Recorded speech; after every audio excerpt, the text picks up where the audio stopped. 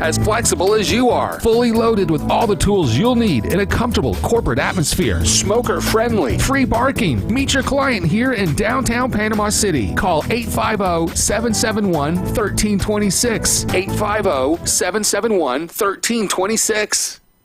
You've been low-key thinking about dropping a podcast. Well, now is the time to start, brah. Sports, politics, finance, science, health, real estate, music, interviews, surfing, conspiracy theories, or alien abductions. Ready to main character your own content? We can make it happen with Turnkey Podcast Productions from 104.3 ESPN, Northwest Florida. Our local, modern, state-of-the-art multimedia recording studio is now available for booking, starting at just $100 an episode. Take your fandom to the next level. For more information, text the keyword studio to 850-215-6290. Text studio to 850-215-6290. Text studio 215-6290 or jam over to ESPNPC.com. Bruh. WGSX New Haven, WVLQ Port St. Joe, ESPN Northwest Florida. 5, 4, 3, 2. Stand by. On my mark. You survived the workday. Now survive the truth. Don't you want to have the best 12 teams in college football playing each other? It's time for the hardest hitting 2 hours on the Panhandle. I love it. You're coming through. You got it, baby. Now into the huddle with Paul Wilson on the Sports Blitz. It is a joyous day. I love your show. From the Emerald Coast to the edge of the atmosphere. You gentlemen lift us up every day. 104.3 ESPN Northwest Florida. What it do, people? It's the homie Lil Cash. Right now you tuned in with Paul Wilson on the Sports Blitz. 104.3 ESPN, Northwest Florida. The hottest sports show in the South. Let's go. Cause Lil Cash with another hit with Paul Wilson on the Sports Blitz. Where they talk trash and they talk ish. When it comes to sports, man, they too legit. It's 104.3 ESPN. If you love sports, better chime in. NFL, college, local sports, they got it. NBA, they got it. Sports Blitz, the topic. The show hottest wasabi. Better tune in and go watch it. Hey, Sports Blitz with Paul Wilson. If you even tried, you can't stop it. Bone Crusher gon' pop it. No Jeff gon' pop it. Go like, comment, subscribe, and share. Right now. We are live and local on this Monday, and you are tuned in to the Sports Blitz with Paul Wilson right here at 104.3 ESPN Northwest Florida, your spot for the Atlanta Braves. Don't forget the Braves tonight play at Washington, the Nationals, who have not been very good. But as always, we'll talk about that in just a second. But as always, on a Monday, got Brian in the building. Brian, how you doing today? Doing well, sir. Doing well. We are glad to have you. And Jeffrey, how you doing, Jeffro? I'm doing pretty good. You having a good weekend, I guess? Yeah, it was good. And a shocker for the booth is Randy. Randy's in the building. How you doing, Randy? What up? How you doing? Oh, I'm good, man. Okay, I'm good. Okay, good. Just check. I'm good. I just need a little bit more volume. That's all. Thank you. It's 4:20. You're going to have to give him a minute. Yeah, that's been the kicker all day. I didn't have the headphones on. Oh, don't worry about it. I didn't say anything. Yeah, he just said it was 4:20, so you're all good. Today's 4:20. Thank you. Yeah. I don't know what that means, but, you know, old people have their jokes. What are these headphone things, man? Hey, man, is it our break time yet? You live on a break. Yeah. All right, so either way, let's talk about it. I mean, the Braves, they swept them. I mean, not just beat them, but they swept them, and I'm just excited. Look. You know, and Brian, you can come in and help me out with this because Jeffrey says it's way too early, way too early, way too early. You know what? It's better to be early than to be late. And so we're going to take the Detroit Tiger mode, and we're going to win as many games. We're up by 5 games in our division. I am excited about that. And you know what? The Braves are doing what they're supposed to do. That is go play baseball and win games. And it doesn't matter if it's only been 14% of the schedule has already been played. But you know what? We're winning the first 14%, and that's how I feel. Right. First things first, it's not always better to be early than late. I mean, there are certainly some situations where it's not. No, I mean, yeah, it's baseball. There's 162 game schedule, so you got a lot of baseball left to be played. That being said, It's certainly a better start than last year. What was the old note with the Masters? You can't win the tournament in the first round, but you can lose it. You can. I think the Braves may have lost last year for with sure. this point. So they've at least put themselves in play. I mean, they've got tied for the second best record in baseball. I think they've got the largest run differential. Yep. 5 in a row. Just as good a news, the Mets have L11 next to them. 11 straight losses. We love hearing that. But no, I think the Braves have done kind of what they needed to do. But the story for the Braves is always going to be health of our pitching staff. Yeah. And so if that continues, this is liable to be a pretty fun season. And the bats can't just always carry the team because the pitching has been very solid, has been very good from the front end to the back end all the way through. But the hitting has really become just a standard bearer. I mean, they're just hitting the baseball, and they're seeing it very well. And the thing is like the guys that normally do it, they're kind of slowly getting there. Olsen's been hot. Albies has hit very good this year so far starting out. But Acuna isn't Acuna yet all the way. Riley isn't Riley yet all the way. But we are looking at a possibility of a star. And I know I keep saying this, but Drake Baldwin is actually being the guy. He's hitting over 300. He's leading them in home runs, RBIs, runs, all but OPS. Drake Baldwin is the man. Batting second. I love how they're DHing him some and catching him some. They're not 100% just putting him behind the plate. I think that's an improvement from last year. I think they're learning a little bit. And they had Ozuna last year too, so he kind of clogged up the DH. But now he's kind of turned into the DH. And then you got Smith as well, Dominic Smith, who's actually hitting the baseball too. So I'm excited about it. Well, this is the exact opposite of what happened last year. This is the biggest lead in the division, of any division, all 6 divisions. All of them are what, half game, a game and a half out, except for the Dodgers and the Braves. Yep. Well, the Dodgers are only up a half a game because the Padres are. Oh, the Padres. Yeah, they surged. Oh, wow.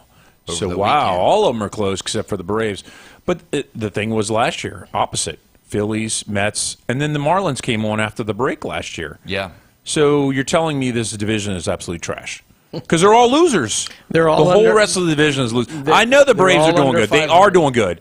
So this should be a good thing. You should be shaking your head. Oh, great, we are going to take the division because you got that lead. It's not a big lead. It's a decent lead.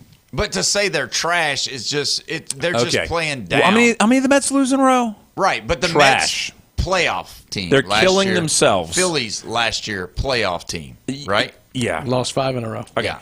So the Phillies just lost at home, got swept at home versus the Braves. By a really good Braves team. Trash. By a really good Braves team. But, I mean, when they're playing well, you can't call them trash. So if the Phillies – so you're going to go right now, and you're going to go after the show, and you're going to make a big bet that the Mets are not going to make the playoffs, that the Phillies aren't going to make the playoffs because they're trash. It probably won't give me a good payoff on that. No, you have to put your money where your mouth is. That's just what you have to do. I'll put my money where my mouth is. That the Braves are going to the playoffs. Yeah, I love it. Yes, I think so too. But this division, who's going to take the turn? Is it going to be the Marlins or the Phillies? Because it ain't the Mets. Well, and it's still – there's still a lot to be said. Yeah. Soto's out. Francisco Lindor is something's. Yeah. I don't know if he's drinking something wrong, or I don't know if he's on the wrong supplements. He's not there. He's there, but he's not. There's so many great stats this early in the season. So every team in the NL Central is at least 3 games over 500. Like the worst 2 teams in the NL Central are the Cubs and the Brewers at 12-9. They have run differentials of +30 and +19. Which is and they're the worst teams in that division. But here's my favorite. We all know Washington, D.C. is a swamp, right? Yeah. Everybody hates it. Washington Nationals are 8-5 on the road this year and 2-7 at home. Not even they like coming back to they DC. don't like playing at home. It's amazing. And that's the thing. Like now we're going there tonight, and don't forget, tune in right after the show. First pitch is going to be at 6:15. It's exciting because the Braves, they actually seem like they're having fun. Like last year, it just seemed like everybody was intense and could not. It didn't seem like they were the same team. It's the same players with about 3 or 4 new faces, but it just seems like there's new added. And, we talked about this last year. I don't know if you remember this, but I was going to bring this up today as I was preparing. You said it about right after the break. because we were talking about Albies, we were talking about Murphy, Ozuna, and even I brought up Harris about getting them on the trade block. Well, you brought up, well, maybe they just need to move on from Snicker. And I was like, I don't know. He won the World Series. But maybe that might. I mean, that even though Walt Weiss is on the coaching staff, he was still there. Sometimes freshening it up can do that. The other thing we talked about toward the end of last year is how important it was to play really well down the stretch. As for momentum going into the offseason, they didn't play quite as well as we had hoped, but they played better, and I do think that helped. And then obviously you come out, you win a couple of games. They didn't start with a brutal schedule they started with last year, but your pitchers. You know, last year it seemed like they were just waiting. Who's going to get hurt today? What's going to go wrong for us today?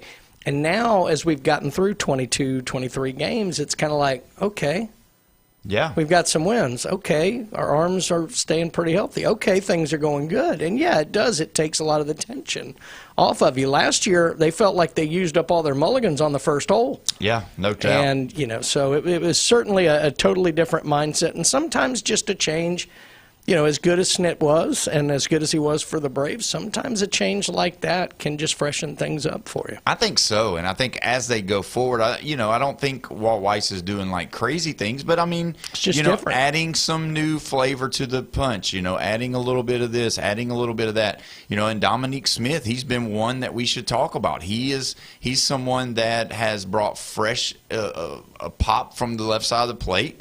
And, I mean, he's come in and pitch hit twice and hit either gappers or home runs. And so that's something, too, that attests to being coaching. That's coaching. So here we are in Major League Baseball in 2026 talking about coaching. It's not about exit velo. It's not about 112 miles an hour on the fastball. We're talking still about coaching.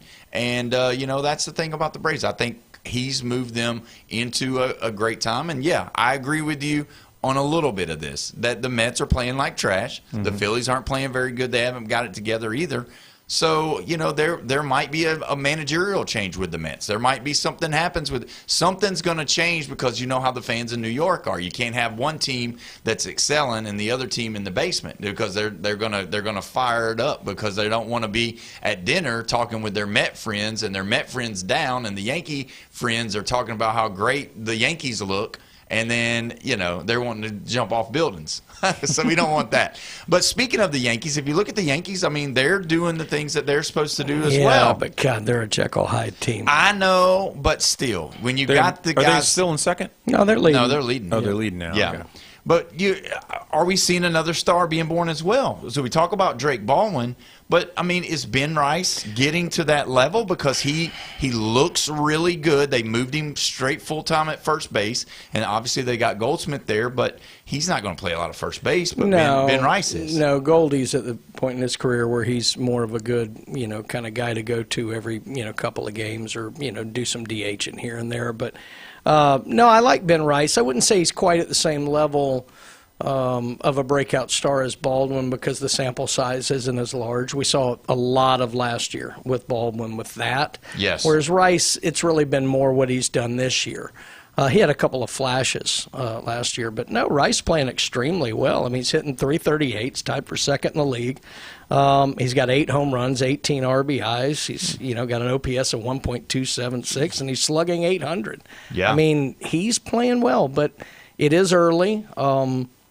We'll see as the pitchers kind of get a little more of a sense of him and this, that, or the other. We'll see how that holds up. But, no, he's doing a great job for the Yankees. I think analytics work, but I also do believe that you can get into a place where you're just seeing the ball. And I think that's where he is early. I think Baldwin's there, and that's kind of how it works. Sometimes with the young players, like you said, when you just get a position settled, then that kind of frees you up to kind of feel like you're more a part of things, where you're not worried, if I boot a ball here, am I ever going to go back to this position again, kind of thing like that. And it seems like the Yankees have kind of settled in on a lineup and settled in on kind of where everybody's going to slot in. That was so much of the talk coming into this year, and less so about Rice, more about Dominguez and Spencer Jones and a lot of the guys they have in their system. It's like, where are these guys going to go? Where are they going to play? Once that's kind of the season gets going and that settles in, I do think the guys kind of, get at peace and, like you say, maybe just start relaxing, seeing the ball better, going out and just playing instead of, worried what if. Yeah, don't forget, if you want to be a part of this conversation, you can be. 850-215-6290 is the line you can call or text in. Let's look at it this way. As far as, obviously, we're talking, this is early baseball season. What is the most surprising thing? Jeffrey, I'm going to go with you at first. Who do you think, or what do you think is the most surprising thing of the baseball season right now as we sit? The Athletics. What? Wow, they're a winning team. This is unreal. Yep. I mean, how is this team doing this? I mean, we kind of knew what some of the trash teams were, and they were the trash team. Right. It wasn't the White Sox, I don't think. And White Sox pretty bad. They're pretty bad. But they are pretty bad, but they're not a winning team right now. And the Athletics, nobody would have had them for second or third place in their division. Ain't no way. Apparently, the Astros are taking a dive, right? Other than Alvarez, yeah. I mean, come on. That's probably the biggest surprise as far as the upswing goes. The Pirates are a little bit of a surprise, too. They're hanging in there. And I know, it's early. You told me this 1,000 times, right? Yeah. I know. Brian? But here's the thing. I mean, who's the team that's at the bottom that you're surprised that they're at the bottom? Is it the Giants? Is it the Astros? Or is it the Blue Jays? It's probably the Blue Jays just because they're coming off of, such – I know Bo Bichette moved on, but he wasn't the key to their team. I mean, he wasn't even there for most of their postseason run. The Astros, just because Alvarez is playing so well – and they're that bad. That's been a bit of a surprise. I would have said the Tigers, but they just went on a big run, winning 8 of their last 10. And then the Giants. Yeah, well, the Giants, I mean, new college manager. That's always going to take a little while. Remember, Vitello's there. That's going to take a little while. And they weren't a great team a year ago. They were a 500 team. But that's going to be a bit of a change around. I do think some of the bottom marker teams have played a lot better than I thought, like the Athletics. I wouldn't say it's a shock, but just how good the NL Central has been. Yeah, that's true. The Reds included. I think the Reds, they were kind of my sleeper team for this year because I liked the way they played generally down the stretch last year. Right at the end, they kind of fell off. But this isn't shocking to me because I harped on it all of last year, but it's already bothering me. We're 22, 23 games into the season. We've only got 32 guys hitting 300 or better. Yeah, 32. Yeah, that's ridiculous. Yeah, it's a terrible thing, and I saw we should have more than 32 at the end of the year. Right. I saw this graph, and it was talking about 20 years ago, and it was talking about what you're batting, what the college scouts or what the major league scouts used to look at when they would evaluate a player, and they were talking about the elite being elite, and then above average, average, below average, and so forth. And the way that they would always, and the first thing they brought up was the average, the batting average. So in 20 years, in less than 20 years, baseball has totally changed because the numbers went down about 30 to 40% on each scenario. So back in the day, 20 years ago, had you been a player that was hitting 260, you were an average player. Now you're an above average player because that number has moved up towards that number. If you're hitting 300 to 325, you're an elite batter now.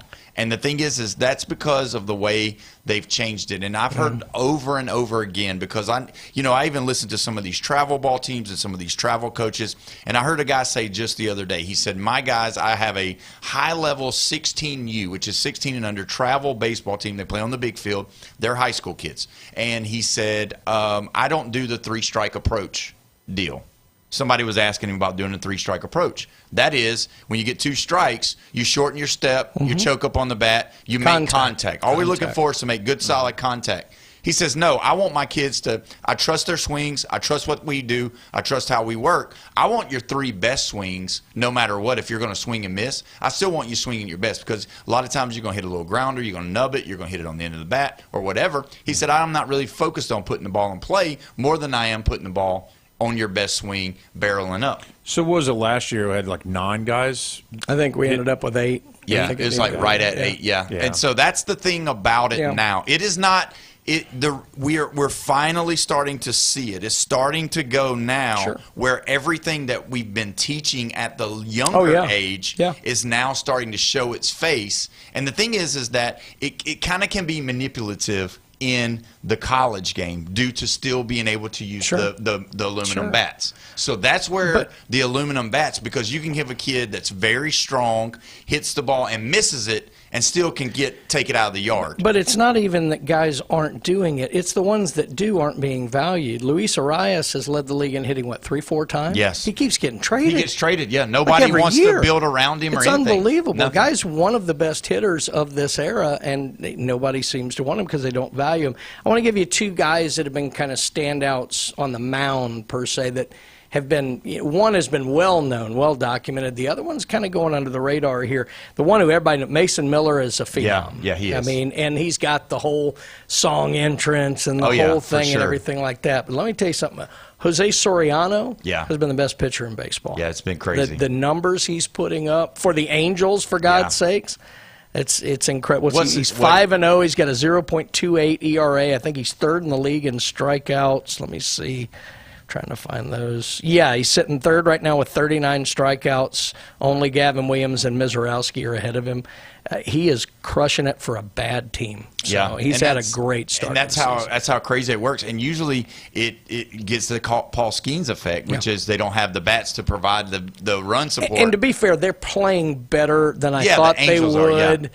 They're not, like the Pirates a year ago or whatever like that. They're giving him support. It's just they're not a consistently game in, game out kind of team.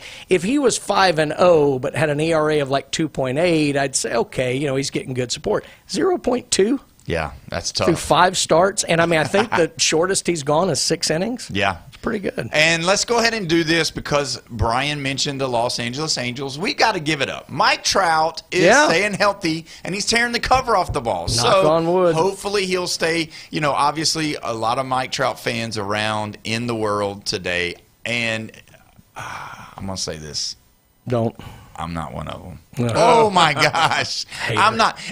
It's not that I don't hate him. It's just that there's so many people have talked him up so long, and he's not able to stay healthy. And he's so good when he's healthy, and I get it, but I don't know. And he's just one of them guys that. Well, I know everybody loves him. Sorry about that. He's the stat nerd's dream player. And don't get me wrong. There's things I don't like about his game. He's hitting 234 for crying out loud. Exactly. But you cannot argue with a guy who's been a 3-time MVP. That's why I don't understand this notion that there's even a debate whether he's a Hall of Famer or not. You're comparing him against what you thought he would have been. Right. Not what he's actually done. Yeah, I don't care who true. it is. If anybody is a 3-time MVP in Major League Baseball, I don't care what era you're in, whatever, you should be a first ballot Hall of Famer, period. Yeah. End of story. And, his stats are so good still. There's things that he's done for the Los Angeles Angels that is leading there. He's the number one in those stats. But, I've just never been a big fan. But, yes, we will give him credit where credit's due. So we're going to take our first break. When we come back, we're going to dive into some NBA basketball. You definitely don't want to miss it because the Orlando Magic is still in the playoffs. You're listening to the Sports Blitz with Paul Wilson right here at 104.3 ESPN Northwest Florida. The new app from 104.3 ESPN Northwest Florida is designed specifically for sports fanatics like you. The sports content you demand is always on. Live stream our national and local sports talk anywhere you go. Reach us on all social media. You can also be a part of the show. Call and text into our studios. Plus, up-to-the-minute weather and traffic maps. The new app from 104.3 ESPN Northwest Florida is available at the Apple Store and Google Play. Good afternoon. This is Anna with your weather forecast from ESPN Northwest Florida on this Monday. Mostly sunny the remainder of the day with the wind coming out of the north-northeast around 11 miles per hour and 78. Tonight look for a gentle breeze and mostly clear skies with a temperature near 60. Tomorrow a high around 79 and mostly sunshine with a wind 5 to 10 miles per hour. Wednesday, hot with a high of 77 and some clouds. This weather forecast is brought to you by Earthworks of Northwest Florida. Thank you for tuning into ESPN Northwest Florida. Rely on it. Full residential and commercial projects from start to finish. Wheelhouse is ready to help. From the moment you have the thought to build to the moment you step through the front door of your finished project, Wheelhouse Consulting and Engineering will walk you through all of your aspirations. Engineering, site plans, live architectural design, construction, 3D rendering, permits, and more. Wheelhouse Consulting and Engineering, 850-896-6597, 850-896-6597, and online at wheelhousedba.com. Conference space for rent in downtown Panama City. A comfortable professional conference space loaded with amenities. Full kitchen, shower, sofas, leather chairs, large screen smart TVs, exterior smoking section, and everything you need for up to 20 people. Have a CPR class? Getting the crew together for the big game? Private chefs want major wow factor? To rent conference space, call 850-771-1326. 771-1326. ESPN Northwest Florida. The Atlanta Braves play here. Over the weekend, the Atlanta Braves shut down the Phillies. And for the first time in a decade, the Braves sweep the Phillies in Philadelphia. And tonight, the Bravos take their 5-game winning streak to the Washington Nationals. Bryce Elder is on the mound with a 0.77 ERA. First pitch coming up at 6 right here. ESPN Northwest Florida. Now back to the Sports Blitz on 104.3 ESPN Northwest Florida. We are back live and local right here at 104.3 ESPN Northwest Florida. This is the Paul Wilson and the Sports Blitz. People going crazy because the Braves are playing tonight. 6 o'clock, 6:15. Don't forget the Braves are sponsored by Hewitt Tire and Auto, Brock Pest Control, Bill Bird Kia, PCB Hobby, Blue Diamond Truck Accessories. I'm so excited about the Braves. It's hard for me to just sit here and not be excited about it. I'm sorry. I know we're supposed to go to the next step, but I'm just pumped up. And I'm about to buy me a Braves jersey. Who should I get? Okay, let's do this. Smoltz. What should I get? What? Who should I get? Just get on the back bandwagon jumper. What do you want me to do? Baldwin? No. Olsen? No. Riley? Dale Murphy. Acuna. I would go number Murphy? 3, Dale Murphy. No, I think to be safe, you got to go Acuna. I think so. If you want to be edgy, you go Strider. Yeah. Ooh. Because he's nuts. Because he might get traded. Yeah, but he's nuts, though. Let me ask you this. Who plays right field on an all-time Braves team? Is it Acuna or is it Murphy? No, it's Dale Murphy. Now, it might end up being Acuna. Yeah, but right now, Dale Murphy won Murphy. 2 He won MVPs. Not yeah, one. He won 2. He won 2. Yeah. On bad teams. Yeah, I know. No, really it's bad. Dale Murphy. Okay. Who plays third? Bob Horner, Chipper Jones? Chipper. Okay. All right. Just Although making I sure. love Bob Horner because I'm in about the same shape he was in when he played. But, And who's playing center field? that's a good question. I'm trying to think back through all the years. Don't say Claudell Washington because we're not going to a bar fight. God, no. We go to he a bar he fight. And Tim Raines had the same back pockets, I think. Yeah. You got to go Andrew Jones, right? Yeah, I think so. I mean, I'm. It's going to sound sacrilegious. I'm not as big an Andrew Jones Me guy either. as a lot of people Me are, either. but he was a great player. Yeah. So, yeah, I'd probably go there. I was trying to think back if you go way back, into the Hank Aaron, Eddie Matthews days. Guys Definitely like that. Hank Aaron's going to be left field Yes, for there's sure. no doubt there. And then first base, where are you going? Freddie? You got to probably go Freddie. I'm trying to think. I mean, none of the other guys seemed like were there long enough. I mean, you had the Chamblises and the Breams and guys, but they weren't there long enough. You probably go Freddie. I'd say Freddie. And then second base, you're going to go. Ooh, see, I loved Glenn Hubbard, but he wasn't as good. He wasn't that great. Lemke was awesome, but he wasn't as good. Lemke was always good in the playoffs. Didn't Frank Gore played second, but I don't know if I go him either. Hey, what about David Justice? No, David Justice might be a DH. Maybe a DH. Yeah. Pendleton. Terry Pendleton. There's got to be a second baseman I'm missing here. What about you? You mentioned Mark Lemke. Lemke I loved. He just was a great player at playoff time. He wasn't great during the season. Yeah. You can't forget my boy Otis Nixon. Yeah, he's on the bench. He might be in that Tim Raines back pocket club too. And then shortstop, are you going to go Rafael Ramirez? No. Or are we just gonna What about Dion? He was a Brave. Yeah, for a little bit. Gosh, short's a good question. Yeah, it's Where short. did Eddie play short? No, Eddie played third, didn't he? The middle infield But is he's going not to be getting over Chipper. it's going to be trouble. Yeah. Yeah. Nobody gets over. And then you got to say Maddox, Glavine, Smoltz. those three pitchers. No, Catching. you got to find a spot for Warren Spahn. Where are we going to do catcher, though? Are we going to go Bruce I Benedict? love me some Bruce Benedict. Are we going Brian McCann no, or it's Javi? It's Javi. But Javi can't catch Maddox because they didn't matter. have it. They didn't get along. Javi's a great player. I love Javi Lopez. Got to go with him. But we got to move on because I know we got somebody on the line. We're going to go ahead and go to the line. We got Mike on the line. Mike, how you doing today, my friend? I'm doing fine, Paul. How you doing? We're doing great on this beautiful day in Panama City Beach. Good. Paul, I would have to argue with you on the great center fielder who's the greatest player of all. Probably Dale Murphy. And then you get your pitchers, Greg Maddux and John Smoltz. Back when I was growing up, I used to watch a lot of land break games on TBS, and I loved the way Maddux stood out. And then don't forget the greatest center fielder besides Murphy was Brendan McGriff. Forget Brendan McGriff. Yeah, I forgot about Fred McGriff playing What about first Hank base. Aaron? Hank Aaron played left. Well, Hank really played right. We shifted him to left, so. Hank Aaron, let me tell you something. Henry Aaron was the greatest baseball player next to Pete Rose because Henry Aaron knocked all the home runs out of the ballpark. I just didn't watch Henry Aaron play baseball back when I was little. So, yeah. Yeah, him and Jeffrey are close to the same age, but just kidding, Jeffrey. What? But yeah, he loved Hank Aaron too. Let me ask you another question. Who's your favorite team in the NFL draft? And who are they going to draft?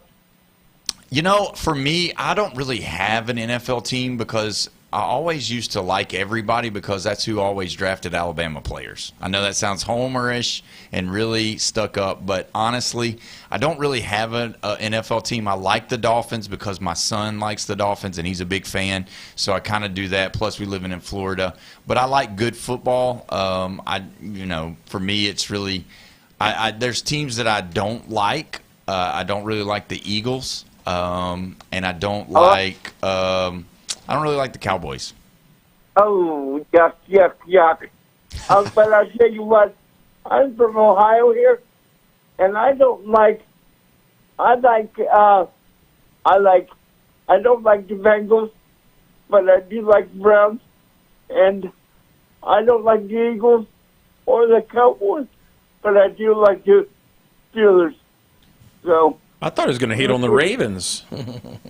And I like the Ravens too. Oh, we like the whole division.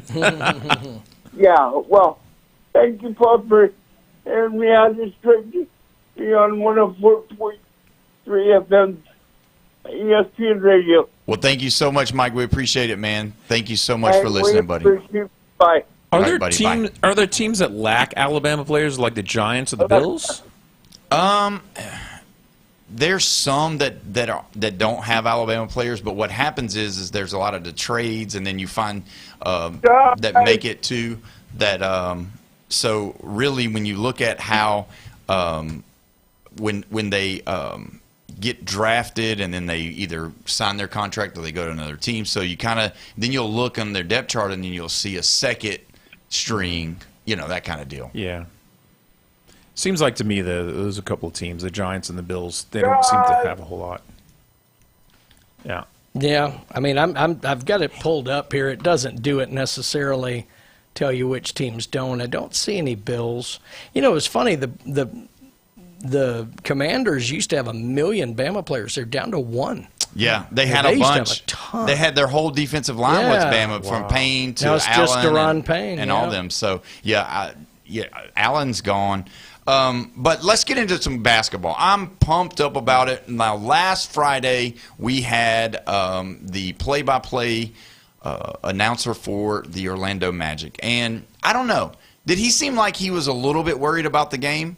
because he seemed like he was disappointed that they were having to play a play-in game because he felt like this team was going to be a team that was a good, chance to really do something. Yeah, I mean, the Hornets had turned it around. Right. And they were young, and we saw their shooting prowess, and losing the 76ers, I think that's probably what let them down. But look at what the results were on Friday night. I cannot believe it. When you look at that game, I watched it, and I was just excited about watching it because I was like, gosh, so we went out to eat, and where we were eating, they had showed it on the screen, and I was like, oh, my gosh. They're jumped out early. Yeah. And then we ate, we talked, we were doing some things. I kept looking, and it just kept growing and kept growing and kept growing. Then I got home and I turned it on, and I was like, "You got to be kidding me! They're blowing them out." And it's like the Charlotte Hornets was the team to beat. Like they were so hot. I know they're young. I know they have LaMelo Ball, who's kind of a loose cannon, kind of does his own thing. But I'm telling you what, the Orlando Magic, the first game, winning by 28 points over the Hornets, that was fantastic, and I'm excited about it. I'll be honest with you, I thought they kind of underachieved this year. They did. Because what we saw toward the end of last year and that core of good young players they had put together, I was very excited coming in this year. That was a team I expected to be, fighting for a 4 or a 5 seed, honestly.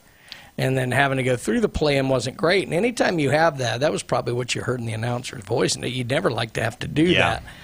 But then they draw the 8, and they got really fortunate because I do think Detroit's one of the weaker 1 seeds we've seen in a long time. Not because they're not good. They had a good year, but going down the stretch, they really weren't playing very well. Cade's been banged up. If you're going to get a 1, this is one of the best ones to be drawn against. If you're the Orlando Magic, where you have a good kind of nucleus of team that's probably playing some of its best basketball right now. And if you look at it, this is a record. What happened last night, it's the first time for an 8 seed to beat a 1 seed the whole entire game. Detroit did not lead 1 second in the game, and that's what's crazy. And I'm just telling you, Banchero's playing good. Bane's playing good. But the one thing that he said was on Friday is that if Jalen Suggs can get in there and give you 10 to 15 points, that's where it's going to work. And if you look at it, Suggs is playing elite. He's playing good defense like he always does, real scrappy player. But, he's actually scoring the basketball, which he doesn't normally do. Usually, they don't get a lot of offensive rebounds, and you got Franz Wagner. He's playing good. Paulo's playing good, and Suggs is playing good. And then with Bane, are we looking at an upset of the first round by the Magic? Is it something to think about, at least? I didn't see – it's not that I didn't see this coming. It's just that I thought that it was a lot less of a chance than it is right now. They're the only away team that won the first round game. Yeah. And – there was a 4 and a 5. It was Lakers of the 4, right? And the Rockets of the 5. Yeah. The Rockets were a 4.5 point favorite in that game, and they lost. So every higher seed won. Let's just put it like that. Yeah. Well, when you look at the spectrum of the NBA, obviously everybody's got their idea of which way it's going to go. Yeah. But are we at the place to where a team like Orlando, that even though Paulo is their star, that he's not like a superstar, kind of like Cade Cunningham to me. He's good, not great. Are we looking at a team that could actually do some things, or are we still going to be star heavy on a champion? Is that the consensus in the room? Because when you look at it, you got Wemby, and you got Joker, and you got SGA, and you got if Luka comes back. The only team I can think, I'm sure it's not the only one. The only team I can think of in the last 30 years that wasn't led by a real superstar. And one, it was the 04 Pistons. Yes, that's the one. Yeah, it was like Rip Hamilton and Billups. And I thought it wasn't 03 or before that. No, I think it was 04. But they were a good team. They had good players, but there wasn't like that superstar, that top 3 or 4 in the NBA leading them. That's the only time I ever pulled for the Pistons is when they're breaking up a dynasty. Yeah. And it happened with the Bad Boys, and it happened with Ben Wallace and all them. Chancey Billups. But, I mean, do you think the NBA can do that again? Because realistically, when you look at it, if you mind all of the teams, if you start thinking about when you think of the Celtics, who do you think of? Tatum and Brown. That's their guys. If they don't perform, they're going to lose. If you look at Wemby, if Wemby doesn't do what Wemby does, they lose. If Joker doesn't do what Joker does, he loses. So is that the way it's going to be? Because obviously you got the supporting cast, because Jamal Murray, he's great, can be great, and then some of the other guys can be great. But, I mean, are we talking that the Orlando Magic is the outsider team that has the young nucleus of those group that actually could maybe make a run? I mean, the problem with that is whoever ends up winning it, it's probably going to be because one or two players step forward. So, yes, in the sense that right now they don't have a top 15 player, let's say. Yeah. Sure. But if the Orlando Magic were to win the NBA Finals, we would probably be talking about Paolo Banchero leading them or whatever. Right. There'd be somebody like that. The highest seed where I think that could maybe happen is probably the Knicks. And it'd be Brunson, but even so, the Knicks are less defined by their top player maybe than any other team. Well, do you think Tatum's not a superstar for the Celtics? He right? is. He's just been gone most of the year. He is. Okay. Yeah, I don't think. But Jaylen Brown has elevated. Right, He's gotten moved in that, himself. especially with what he did a couple of years ago on their run as well.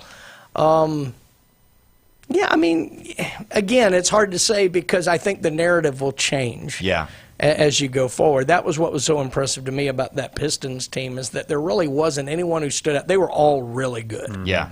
And that was just the way that it played out. I'm sure there's one or two other. I kind of felt that way a couple of years ago when the Heat made their run with Jimmy Butler, but that's what I mean. He didn't go into that as a superstar. He made himself a superstar through that playoff run to where he was one of the top 3 or 4 players in the league at the end of the season by the playoff run that he had. So if the Orlando Magic go on something similar, I have a feeling we'll have one of those type of players step out. That play-in game, the last one on Friday, it was a 31-point lead at halftime. Yeah, it was. And guess what it finished? It finished with a 31-point lead in that game. Oh, it was a 31. Yeah. Okay. So they were even in the third and the fourth quarter. So there was not a single quarter that made a difference off the lead. where they got outscored. The best thing that happened to the Magic last night was the fact that they were at one point, I think, up by 13. No, they were up by 11. Mm-hmm. Pistons went on a 10-0 run, cut it to 1 at home in the third, and you're thinking, uh-oh, here we go, like that. And then they gritted their teeth and got it done on that. That's hard to do on the road when you have such a momentum shift like that. That's big for them going forward. I mean, let's talk about it. There were three double-digit leads at the end of the first quarter in this first round. Mm-hmm. Right. And it was a 15-point lead. I think it was I'm thinking about the Spurs, the Celtics, and both of them were complete blowouts. Oh, yeah. The third one that was a double-digit lead after the first quarter was the Nuggets versus the Timberwolves, who I said the Timberwolves was going to be a team to watch out for. So the Timberwolves had a 10-point lead after the first quarter, and then just kind of fizzled after that. And then you look at the Magic, it was at 4 or whatever point lead after the first quarter, 6-point lead. And then what happened? The Pistons started to come back in that second quarter. Yeah. And you thought, oh, well, it's going to even out now. And no, they held them off, and that's pretty impressive. The most impressive quarter is actually the third quarter because it kept them at bay. Yeah, 5 of their starters, all in double digits. And like he said on Friday, Jalen Suggs is, him scoring 16 points. That's what they need out of him. Now, he wasn't but 3 for 10 from 3. It wasn't like they got so hot. I mean, Banchero only shot 4 times from three-point land. He went 2 for 4, so he's 50%, which is fine. But I'm just saying, it's like an even-keeled team scoring. They're all doing the same thing. There's not that, one deal. And, Banchero only had 23. I mean, we're living in a world where the NBA, your best player's got to score 30 no matter what every single game just to win. And you asked them what the key was. If they do this, they'll win. Yeah. Neither one happened. It was Wagner, he didn't score whatever. He said he was going to score 25 or something like that to try and win. He didn't do that. And then another person hitting, a certain amount of three-pointers, and he didn't do that. So it really was an all-team effort. It really was. So you had 19, 23, 17, 17, 16, all from your 5. That's really good. Wow. That's balanced scoring. But, I mean, I really don't know. It is. Boy, it's a lot of minutes on your top 5 starters. It is. That's the only thing. Can we get some tickets to the playoffs? Playoffs? Well, yes. I mean, because Game 3 is going to be in Orlando. Yeah, it's going to be great. I mean, can you imagine? That's a pretty hot ticket for Orlando Magic fans. For sure. And I'm not saying they're going up 2-0 because I really don't think that's going to happen. But we're looking at a 1-1 going into Orlando, and that's impressive. They got to win at home. Yeah. Got to win at home. You already stole one from Detroit. You had to do that. That was a must. Yeah, you steal one, win at home. That's how you do it. So either way, we're going to go ahead and take our next break. When we come back, we'll have Big Nate on the line. He's going to tell us some news about the Magic. I'm excited to share it, too. You're listening to the Sports Blitz with Paul Wilson right here, 104.3 ESPN, Northwest Florida. It's the PCB Hobby Takeover with Todd. Mondays at 5:20 on ESPN Northwest Florida. That is a very high-end card and very rare. Todd talks about coins, trading cards, collectibles, and the amazing stories behind them. It was the first one that's ever come through my door. Plus, we'll be taking your calls and questions at 850-215-6290. The PCB Hobby Takeover. A platform for you to do your hobby. Mondays at 5:20 on the Sports Talk Monster. ESPN Northwest Florida. Got a scratch, dent, or full-blown wreck? Bring it to Recommended Collision Center in Panama City. From small scratches to all-over paint jobs, from fender benders to major collisions, it's Recommended Collision Center. They work with all insurance companies and offer customer pay options too. A family-owned collision center that takes pride in top-quality repairs, friendly service, quick drop-offs, and a fast turnaround. So when life throws you a wreck, they'll help you get amended. Recommended Collision Center, 1329 Jinx Avenue, Panama City.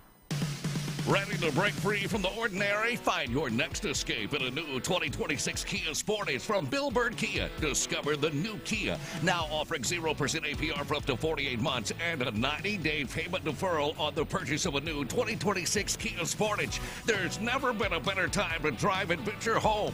The Sportage delivers bold style, impressive versatility, and a refined interior built for whatever the road takes you to. From daily drives to weekend getaways, stay connected and confident every mile. The road is yours. And remember, Bill Bird Kia is the home of the 20-year, 200,000-mile powertrain warranty. Stop by and see us at 2435 East 15th Street or anytime at BillBirdKiaPanamaCity.com. Offer from Kia Finance America on the purchase of a new 2026 Kia Sportage with $20.83 per month per $1,000 financed in 48 months. The 20-year, 200,000-mile warranty is a Bill Bird Kia warranty. See dealer for complete details. Offer for well-qualified buyers valid through 5/4/26. ESPN Northwest Florida. The Atlanta Braves play here. Over the weekend, the Atlanta Braves shut down the Phillies. And for the first time in a decade, the Braves sweep the Phillies in Philadelphia. And tonight, the Bravos take their 5-game winning streak to the Washington Nationals. Bryce Elder is on the mound with a 0.77 ERA. First pitch coming up at 6 right here. ESPN Northwest Florida. Hi, this is Wendell Carter Jr. of the Orlando Magic. And for big reactions on the Gulf Coast, it's the Sports Blitz with my boy, Paul Wilson, on 104.3 ESPN, Northwest Florida. Thank you very much. Thank you so much, Wendell, and thank you for your 17 points the other night. Way to go, my friend. We are back live and local right here at the Sports Blitz with Paul Wilson at 104.3 ESPN Northwest Florida, your spot for the Atlanta Braves. Don't forget, the Braves are sponsored by Hewitt Tire and Auto, Brock Pest Control, Bill Bird Kia, PCB Hobby, and Blue Diamond Truck Accessories. Don't forget, tonight, the Braves will be taking on the Nationals. First pitch is going to be 6:15 right after the show. And don't forget, right here is your place for the Atlanta Braves at 104.3 ESPN Northwest Florida. We're going to go ahead and go to the line right now. We've got Nate on the line. Nate, how you doing today, my friend? Hey, man, it was a rough Friday. What? It was a rough Friday. Kids on the bus. So I won those tickets last Thursday, right? Yes, you won the tickets. You gave me 24 hours to try to pull that together. Hey, I'm that's right. Money man. Oh, man. Those kids can't drive themselves home? My boss said no. Oh. But, okay, so here's what went down. Bone Crusher said that I could sell them. Well, I couldn't sell them I could only transfer them. Oh, yeah. So I had to find a guy that was willing to take them at a discount if I could just I just wanted somebody to enjoy themselves. Yes. So a first guy on Facebook came up to me, and he's like, hey, I'm named Steven. I'm going to check with the wife. Wife said, no, we got plans. Sorry, can't go. So then another guy named Alberto, really nice guy, he's like, hey, is this the right price? Because I basically said, okay, $69 for both tickets. So I undercut everybody. It was more of like a gimme, you know, to like, I just wanted somebody in Orlando to go support the Magic. So he's like, let's do it. And I get him all set up and everything. That day, though, I got stung by a hornet. Oh, God. Yeah, there you go. That's Charlotte what happened. Hornet. A Charlotte Hornet. Flew all the way to here from Charlotte to get you. I was driving the bus, and I got stung while driving the bus right when we were talking to the kids, you know, on the bus about the Magic, and I had one ticket, and they were all excited. So all that Magic energy was on the bus, and the Hornets were like, we're putting a kibosh on it. That's right. So I was like, no, we're not going to let that happen. So I made sure that all our energy went to that game, and they beat the Hornets. Yeah, and that was fantastic. And the thing is that, you know what? If you getting stung by a hornet helped us win, then so be it. Way to go. Way to take one for the team. Now that they beat the Pistons on the road, you know, by 11, I'm like, wow, maybe the Magic got some magic. Let's go. Let's go. It's happening. I just hope you don't get hurt by a piston. Well, I am driving a Detroit Motor. That's right. I got a Challenger that I'm driving home. So. Just be careful. Be careful. Please, just go the speed limit. knock on some wood for me because it's all just plastic and steel right here. So. Yeah, go slow on your way home, please. Yeah. Anyway, I just wanted to thank the Sports Blitz and everybody there at 104.3 for hooking me up. And you guys are awesome. Thank you so much. We appreciate it, Nate. Thanks for the call, man, and go all right, Magic. Have a good day, guys. You too, my friend. But he's right though. They really did play good, and to your point, if they do somehow, some way, have this balanced scoring again, and are able to do the things that they can do to mimic this game. I mean, because if you look at it, Cade Cunningham scored 39 points, and if you watch the game. When it was getting out of hand, you could tell there was an urgency from Cade Cunningham to like, hey, I've got to take over. And sometimes when you do that, it can go the other way. It can be where he takes over and can't be stopped, but they got to get stops on defense. That was the biggest point is that it seemed like every time, whether it was Wendell Carter, whether it was Paolo, whether it was Bain, whether it was Suggs, they were always – it seemed like every time the momentum would shift because they were in Detroit – then it would be like, oh, my gosh, you know, a 3 by Banchero or a 3 by Bain or Suggs gets through the lane and hits a, floater. And it's like, okay, they keep matching because their lead got so good and ahead early. And I don't know. I'm just turned into this big Orlando Magic fan right now. So they played in 3 different cities in like 5 days because they went to Philly, went home to Orlando, and then they had to go to Detroit. I mean, the Pistons been sleeping at home. Here's what's more interesting. You look at it's not just the points that went up, it's the shots. Yeah. Cade Cunningham took 27 shots from the field. Tobias Harris took 15. Duncan Robinson's next at 8. Yeah. Duran only took 4 shots. He played 33 minutes. Thompson took 7 shots. He played 25 minutes. I mean, it is Cade or bust. Yeah. Up there. And that's not what you want to see out of a number 1 seed like that. So they've definitely got some issues they got to work out there. Is Cade Cunningham? Somebody's going to have to step up because, look, Cade played 40 minutes. Yeah. We're talking a 7-game series. That now you're going to have to go at least 5 if you're the Pistons. And you're coming back off an injury. Yeah. Is he a legitimate superstar? He's a great player. He's a great player, but is he a superstar? I mean, is it too young? Is it too early to call? Or, I mean, because he hadn't been in the league very long. He's right on the edge. Yeah. You're like, he's right there. Yeah. I'd like to see a good playoff run, and then I put him in that level. But can he? Sure. Can he put him on his back and go? We're going to find out. I don't. The fact that he's coming off of that injury is what worries me. He had to play a lot of minutes. He had to put up a lot of shots. We'll have to see. Is that going to be? Is that the most shocker, or was it that the Lakers won. Like, let's talk about it. I know we talk about, because Luka's out, Austin Reeves is out, LeBron, at his age, is he able to carry a team to win a playoff series? But we're talking a 4-5 here. So I don't think that's that shocking. Yeah. It's a 4-5. That should be a fairly even matchup. But you did say that the Pistons are the weakest number 1 seed. Well, I think they're the weakest 1 seed I've seen in a while, but that's situational because of, like I said, the injury and the way they played down the stretch because of that. Yeah. The problem with the Pistons, they're out of sorts.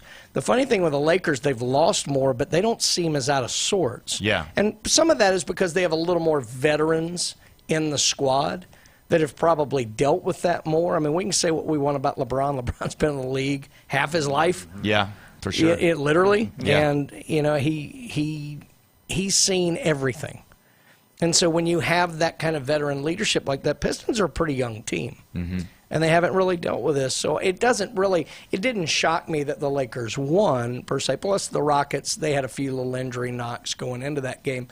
But, yeah, I mean, obviously an 8-1 is going to be a bigger one, although it doesn't shock me as well because I thought the Magic had a good shot coming in this series. You think LeBron's gonna carry him? Think he can do it? Think he'll be able to do it? I hate it, but I think they are going to win. You think so? You think if KD comes back, because he's supposed to come back, he's not injured for the whole season or for the whole series. If KD comes back, I think KD's probably going to will them to win. But the Lakers next round will be playing the Thunder, and they're out.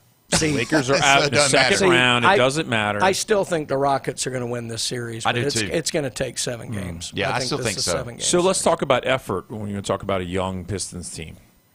6 offensive rebounds. That's pathetic. That's not good.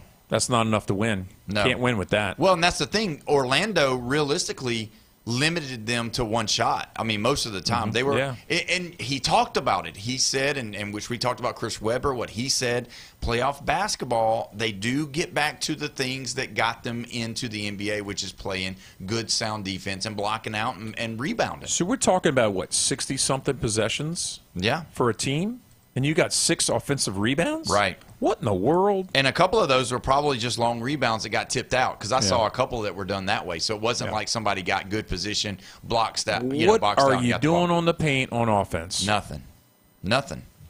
So is it going to be a surprise to see LeBron and them go? Because I don't think so. Because you said he's going to win. So you think he's going to win. Yeah. Brian thinks the Rockets are going to win. I think the Rockets are going to win too. Okay. I don't think they're going to have enough. I think LeBron's tired. I think his body's tired. I don't think he's going to be able to handle it. I don't think he's going to be able to push him down. Nothing left in the tank. So what about his son?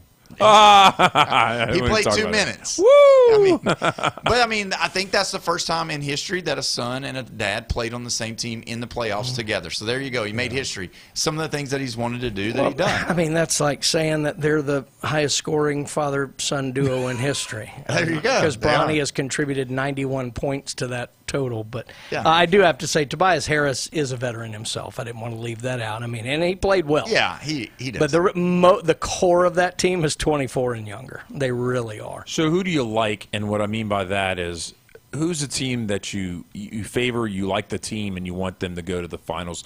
Western Conference and Eastern Conference. Oh, I want to see. It's got to be. Well, I mean, Come on! I want the Magic to go. Yeah. But what I want to see is Wemby and OKC. I want to see, are we going to change the guard, or is the run by SGA going to continue? Is this going to be what we see? Are we getting ourselves set up to see these two battle each other for the next few years? We know as well. Wemby is so tall, and I just look for him. It just looks like he's about to get hurt every time I watch him. It's like he skinny, turns like Sean Bradley. But he's thicker than Sean Bradley because Sean Bradley was a little bit thin. But just to see him and it was a great moment to watch when Wemby was there, and then in the stands you saw Tim Duncan watching him. And he made it. That's the first time he's ever played in the playoffs, and he scored more points in his rookie debut of the playoffs than Tim did. So Duncan. Which team do you like though? I like San Antonio. Yeah. I like how they play. I like to see the way he does things. It's unbelievable. It's unfair. It's unfair. It's almost like a high school kid playing against a middle school team. It's like he's so much better than everybody else because he can do what nobody else can do because he's 7'5" and he's got the wingspan of 8 foot. there's one guy. there is one guy I think that can scare Victor. All right, Batman. And he may have him in the next round. Yeah. I'm telling you. Yeah. If I'm guessing what I think's going to happen, I think the Spurs are a year away. I think it's Thunder Celtics is what we're going to see. I really do. If you're asking me for my kind of surprise that could happen, I could see the Nuggets coming out of the West. And I'm telling you, don't sleep on the Cavs. No. And here's why. No, they're not going to win. But coming out of the East. Yeah. Because I think they're certainly on the easier side of this. Because whoever wins out of the Pistons and Magic, I think are ripe to be beaten. And I think the Knicks and the Celtics are going to beat each other up. So it wouldn't shock me that much if the Cavs found their way into the final. Now watch them lose the next 4 straight. But I mean, it's an interesting playoff bracket for once. Well, that's it for the first hour. When we come back, we're going to discuss. I got to ask him one more question about the NBA when we get back, but we are going to start talking about some NFL stuff. Some stuff happened this week that we got to talk about. You listen to the Sports Blitz with Paul Wilson at 104.3 ESPN Northwest Florida.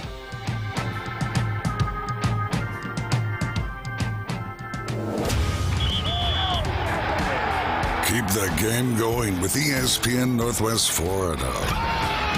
Just because you get out of the car doesn't mean the sports talk and live play-by-play have to end. Just say, hey, Alexa, open ESPN Northwest Florida. From Michigan Avenue to the man cave, from the car to the kitchen, we've got you covered. Keep the game going. Hey, Alexa, open ESPN Northwest Florida. Good evening. This is Joanna with your latest forecast on ESPN Northwest Florida. For tonight, mostly clear and a low of 59 with wind 5 to 10 miles per hour out of the northeast. Sunshine tomorrow morning, a light breeze and hot near 77. Mostly sunny and 79 in the afternoon and evening. 76 and some clouds with a gentle breeze Wednesday. Thursday, mostly sunshine and a temperature about the same at 81. This is your Monday's weather brought to you by Earthworks of Northwest Florida.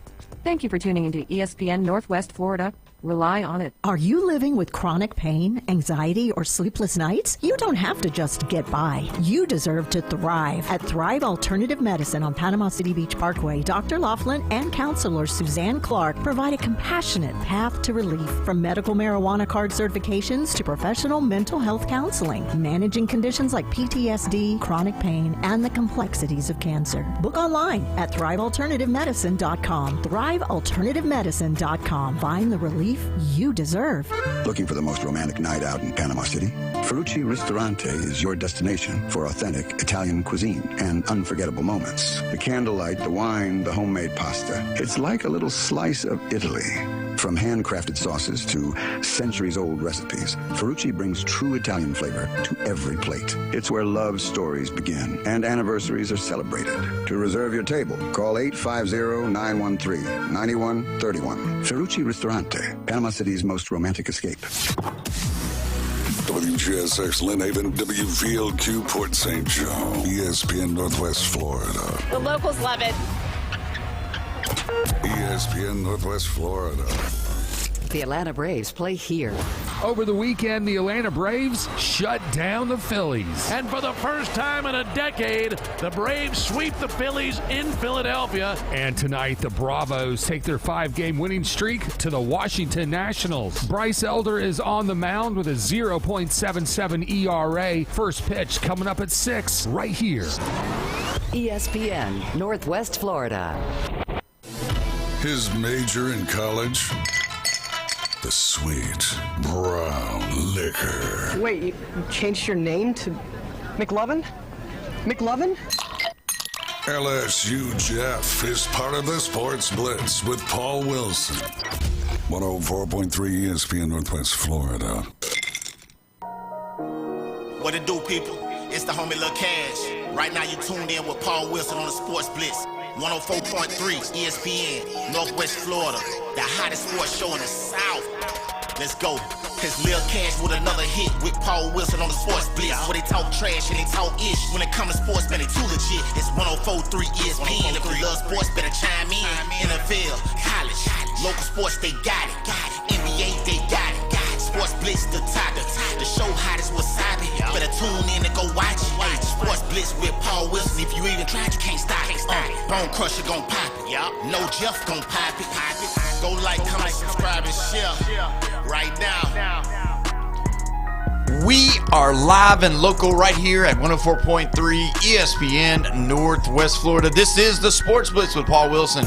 We're so glad that you joined us today. And don't forget, right after the show, about an hour away from today, from right now, you got the Washington Nationals being visited by our Atlanta Braves. And you can listen right here for the first pitch at 6:15. And don't forget, the Braves on the Gulf Coast is sponsored by Hewitt Tire and Auto, Brock Pest Control, Bill Bird Kia, PCB Hobby, and Blue Diamond Truck Accessories. And you can always find it right here at 104.3 ESPN Northwest Florida, your spot for the Atlanta Braves. I'm excited about the Braves. I'm excited about the Orlando Magic. We got to talk about it for just a second. I know we're going to dive into some NFL news and some stuff that happened today, actually. But give me one team that it's in the playoffs right now, Brian. You'll go first. That you just don't like. You hope they lose. You're ready for them to be out. You don't want to see them any further. Don't want to see them even win one game. Who you got? Probably the Lakers. You know, you were a little quiet over there on. Well, I wasn't sure. I don't know. I don't love the Hawks either, but I mean, they don't matter to me. I really don't want to see the Lakers make a run, though. Yeah, I understand. All right, Jeffrey, who you got? Who's your team you don't like? Don't want to see them make anything. Don't want nothing about Okay, I'm not a LeBron fan, whatever and all that. But give me the Knicks. I hate New York. New York is so self-centered, and their fans are toxic. Everything New York, you can just throw it in the trash. I don't want it. I don't want to visit there. Yeah. I don't want their communism that they're doing right now. You want to get political now? Yeah. No, you give me the Knicks, man. Throw them out. I don't care about them. I get that. I'll tell you what, man. It's a hater, Jeff, right? Yeah, I'll tell you what. I'm going to agree with you. I hope the Knicks and the Yankees? No, just the Knicks. I hope the Knicks don't win another game in their history. I don't care about the playoffs. Yeah. I don't like the Knicks. I don't think Jalen Brunson is a star. I think he's a think he's a good player of an NBA that is just a different type of basketball. Like the type of basketball that Jalen Brunson plays was the guy that I used to love to play against when I was in college because I would foul him out. I would take charges on him. I would make him run over me. And then he's shorter, so I'd love to block his shot and then tell him about it. He'd get so mad and he'd just try to run over me. And then he'd get him talking and he'd be upset because Jalen Brunson is that kind of guy. I don't like him. I'm sorry if I'm hurting some of your feelings. I don't like him. And you know what? Karl Anthony Towns, unfortunately, I'm sorry. I know he went to UK, but he's an out for me, too. 53 years. It'd be a good story. I'm not going to bring politics into it either. I wish they'd win it under a different mayor. But, the thing about them is that a lot of people don't understand. Yeah. People think New York is a Yankees town. People think New York is a Rangers town. People think New York Jets town. New York is a basketball and Knicks town. If the Knicks won, that would be mayhem. Oh, yeah. Cars are being set on fire. Yeah, so no, it would mean a lot to the city of New York, but it ain't going to be this year. I'm going to tell you this, too. There's another reason why I hate the Knicks. His name? John Starks. I don't like John Starks. I'm telling you what, I didn't like John Starks from the beginning. Those Knick teams that Jordan and them used to play against with Patrick Ewing and Xavier McDaniel and John Starks and Mark Jackson and all of those guys, I can't stand those guys. Anthony Mason, don't want to leave him out. Those don't guys like are like those 60 years old. I know they are. I know, but I'm not 60, but I don't like them. So, but anyway, I know you hadn't heard. I wasn't a big Starks fan. Who was the guy who got tossed out of the Madison Square Garden? That was Oakley. Yeah, Charles Oakley. Yeah, don't like him either. He's a little dirty, too. Yeah, they all were. I didn't like the Knicks. I didn't like when Grandmama went there, Larry Johnson from UNLV. They were a very physical team throughout the 90s. Yeah, they were. Everybody was physical. Yeah. Well, the Pistons and the Knicks, I think, were next level. Yeah, they were. But if you look at the Celtics and even how the Bulls sometimes played, they were kind of that way, some of those guys went and played for the Bulls. Yeah, Oak did. They did. Yeah, that's Rodman true. did. Yeah, all of them. So Sally did. That's how a lot of those guys went up and played for the Bulls. Yeah, they did. But I would love for the Magic to become one of those teams. But it would be great. Yeah, they need a. I don't know if they had it. I don't know. They had it. What did they? Did they even have a soccer Shaq team? and Penny. No, we don't talk about. They were there. Shaq and yes, Orlando does have a soccer team. They Shaq and Penny. That's it. It was there. There they had it. It was right there. Yeah. And But Horace Grant, they didn't want to step up and pay Shaq. Yeah, the money that was the not thing, right. and they came in too late. No, they came in too late. It was more than that. It was more than that, though. I don't think so. He I think wanted that's where it started. Hollywood. He was going to be in movies. He knew it, and he had to be near Hollywood. I think it started with I think if they had put the money out first, he wouldn't have gotten the meeting with Jerry West. I really do. I think he probably eventually would have went to Los Angeles regardless. He was always a Lakers fan. fan. I think if they could have locked him down with a 5-year or 6-year contract. You know who that hurt more than anybody? Hurt more than Shaq, hurt more than Orlando. It hurt Penny. Yes, it did. Penny was a budding superstar. Yeah, he spiraled right there. He was it, and then that was it. He could have been what Kobe was with Shaq as far as winning. Magic Johnson helped out in making that transition Of happen. course, absolutely. That was a big deal. But yeah, just wanted to get in that a little bit. I wanted to know who y'all hated the most because you're right, the Knicks, man. Speaking of New York, let's talk about it. Dexter Lawrence getting traded from the New York Giants to the Cincinnati Bengals. Now, a lot of people are up in arms about it. And the reason is because you had Trey Hendrickson there, and they said you wouldn't pay him the money. Now you give up your draft picks to come and pay the guy. Just one draft pick. To pay the guy that, is going to clog up the middle a little bit. What do you think?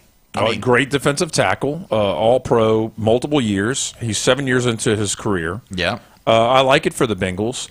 Are the Giants going to get an equal replacement? And now I know he only had 2 more years on his contract. Yeah. So they didn't own all the rights to him. Let's just put it like that under this contract. But all the guaranteed money was already paid. So I like it for the Bengals. I don't think the Giants are going to get in the 10th pick. They're going to get something that's comparable, and it probably won't be the same position, obviously. But I'll tell you right now, the player that they're looking at is the Arizona State wide receiver, and he might not be available at 10. Who? The guy at Arizona State. Really? Yeah, he won't be available at 10. There's a lot of people looking at him. Why do they need a wide receiver?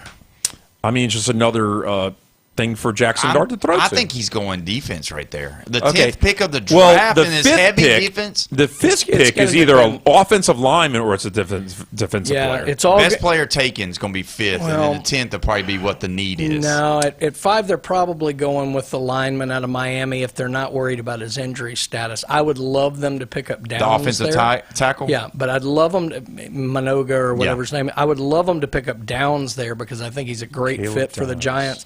I think they think he can slip.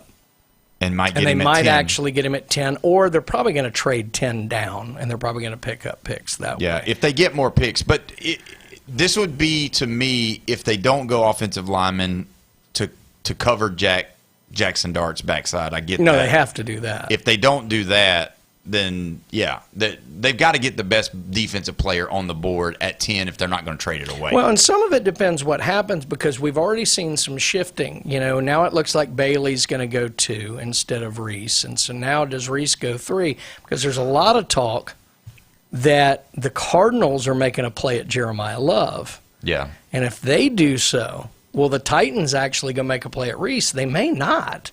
The Titans have other things that they're looking at, honestly, than edge guy. Now, the Titans need everything. Yeah. But if Reese drops to 5, I think the Giants would be crazy not to take him there. Yeah. Will Levis is going to get traded over the draft time.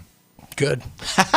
Let's talk about one other one. 49ers, 12-time Pro Bowl, left tackle Trent Williams reached the agreement today, a 2-year, $50 million extension that now contractually ties him to the San Francisco 49ers through the 2027 season. That'll probably do it for him. Yeah. I think he's done after that. Do you think that was smart to go ahead and get him locked in? Because that's a big deal for the 49ers. Yeah.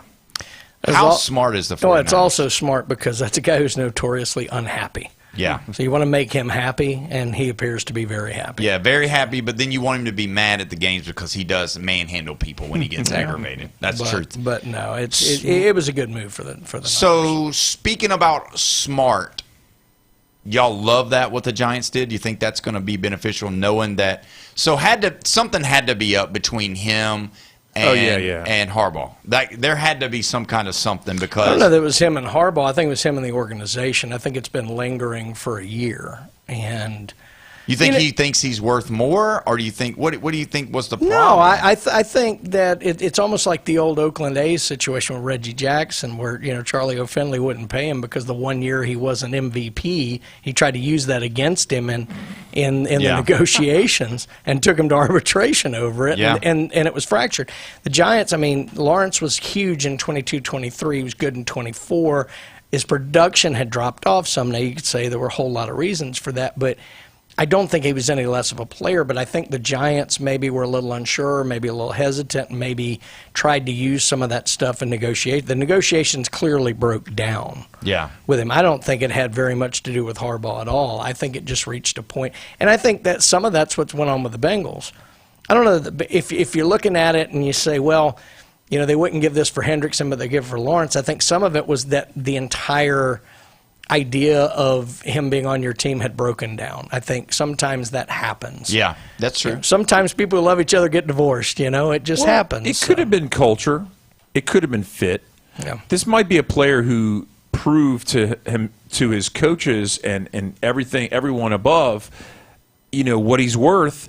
And then what happens? You have a regime change, and then you have to prove yourself to another coach? Yeah. I mean, that's a good point. I mean, it could be that, Lawrence was just done with the whole Giants organization. They underperformed last year, though, as a defense. Yes. Remember, because we had talked about they're young.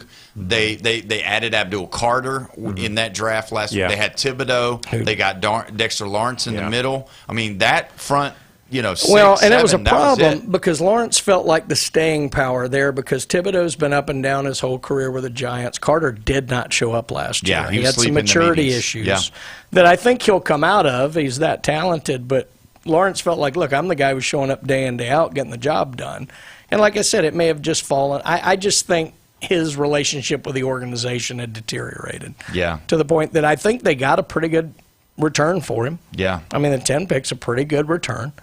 So I don't have any issue with it. This story and this value of this trade will not be known until Thursday night. Oh, sure. Yeah. Well, and then you got to see what they're going to go, which route they're going. Are they going to keep it? Are they going to double up? Are they going to try to get a pick for next year? What are they going to do with it? And y'all haven't mentioned Sonny Styles. So you get past that Giants first pick, and you've got Browns and Commanders. Mm-hmm. And, there's going to be a player that's going to slip on through because nobody else wanted that position. That's who it is. But that's what I was talking about Reese, because if you have a guy who a lot of people think is the best player on the board outside of Jeremiah Love at any position, if he somehow slips to 5, and he's not exactly an exact position replacement for Lawrence, but it's up on the defensive line. I think you do go get that. Yeah. But a lot of that's going to be determined by picks 2 and 3. Do the Jets take Reese or do they take Bailey? Because I think the Giants like Reese better than Bailey. And then what do the Cardinals do? If the Cardinals go Reese, the Titans are taking Love at 4, and then everything kind of plays out. That's where I think the Giants could maybe take a reach. They maybe go get a Carnell Tate. They may do that. Or they may go get a Caleb Downs. I just think they can get Downs later. But I would not be shocked if they actually trade out of 10 and add picks. You know who they're not going to go after. They're not going to go after a Bain or an edge rusher, really, because with Thibodeau and Abdul Carter there, you wouldn't see them going after another one. They're either going to do something. Well, I think Thibodeau's getting moved. I don't think Thibodeau's going to be a Giant this year. They've gotten calls, but I don't think he's going to be a Giant. Nobody's said anything. Nobody's given them enough. They feel like his value is better than what, because he's got the potential of being like a lockdown, edge rusher. And that's the thing. Now, we got to talk about it since they just signed Trent Williams. Let's look at what the 49ers have done just in the offseason. Now, think about this. I'm going to read it to you. Extending Trent Williams. They signed Mike Evans. They signed Christian Kirk. They signed linebacker Dre Greenlaw. Trading for defensive Osa Agabazua. Easy for you to say. Right. Re-signed their kicker. He was good. And then their new defensive coordinator, Raheem Morris. What do you think about that? 49ers are definitely a lock as far as one of the top 5 teams we talk about early in the season that's possibly going to the Super Bowl. They're not playing around. No, that's serious. Look, they're like the Rams. They're like a couple other teams. They think it's win now. It's now. Yeah, I don't blame them. I mean that. And they're not waiting for the draft. No, they want veterans. They went veterans. And that tells you exactly that. That tells you we want to win 1 But to also, 2 years. That's it. Look what they're coming up on. They're coming up on option year for Purdy. I mean, I know they just paid him a little, but not huge. Like there are some financial reasons for which they're making a run at this year. Yeah. Because they're going to start having some tough decisions to have to make, and what they may do is unload and restart again. Yeah, I was going to say, because if you think about it, that's why they didn't unload Mac Jones. I know he's been someone that they've dangled, but they've asked for more than what what his value is in the NFL as far as what everybody thinks he is. Yeah, and look, Mac Jones could still go. I just doubt it. I think he provided them such a service last year. He's the reason they got to the playoffs last year and had a chance, because he came in and was very meaningful in the games that he did, and that's valuable. So that and the schedule was beneficial, is what you said. Yeah. Well, it was, but you still got to go get it done. The 49ers beating the Eagles in the first round, we've almost forgotten this. Yeah. This is a team with potential. They're easily a top 5 team in the NFC. Yeah.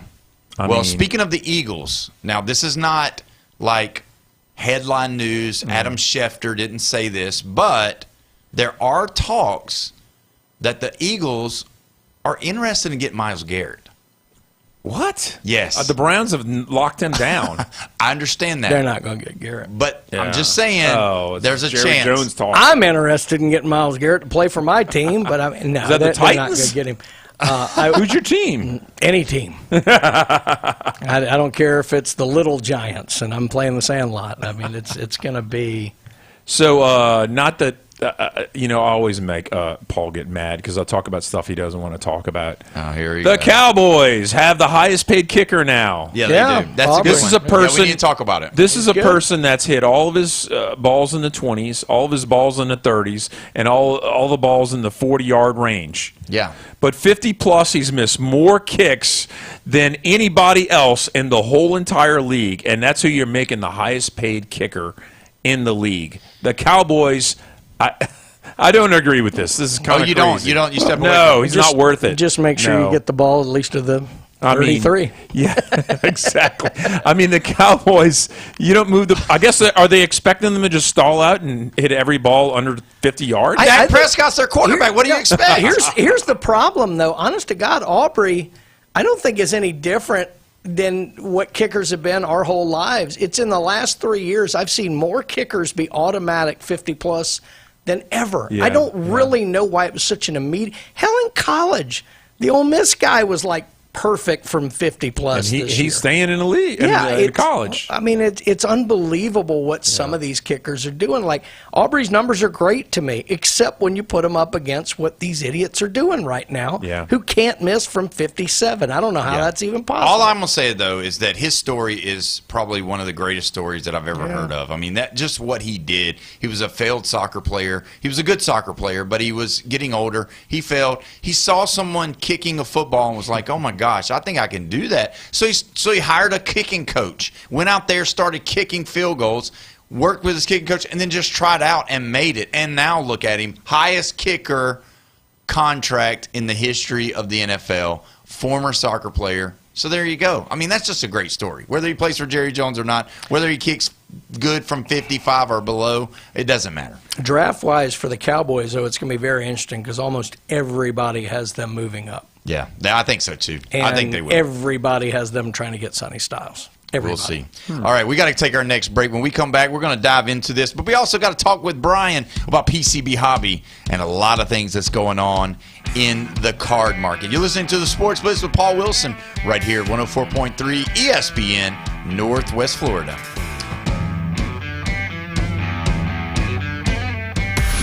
Lock it in and rip the knob off.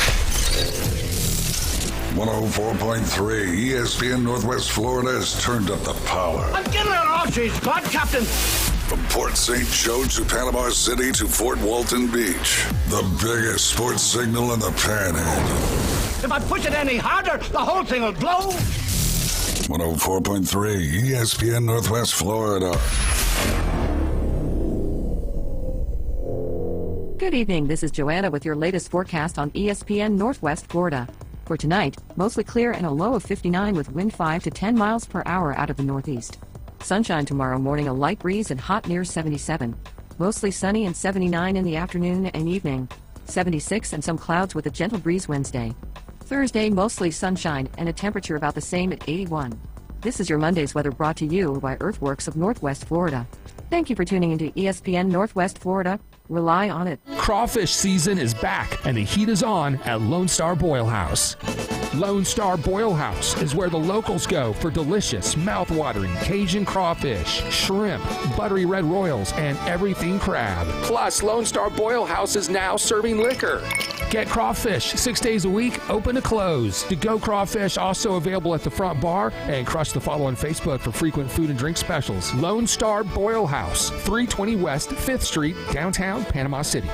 Looking for patriotic apparel that actually means something? Come visit Bales of Blue in the heart of Lynn Haven on Ohio Avenue. We carry top brands like Grunt Style and Nine Line, plus our own line of patriotic gear made for those who serve. Discounts for military and first responders because service deserves recognition. Stop by today on Ohio Avenue in Lynn Haven or shop online at balesofblue.com. Bales of Blue, patriotic apparel, gifts, and gear built for those who serve.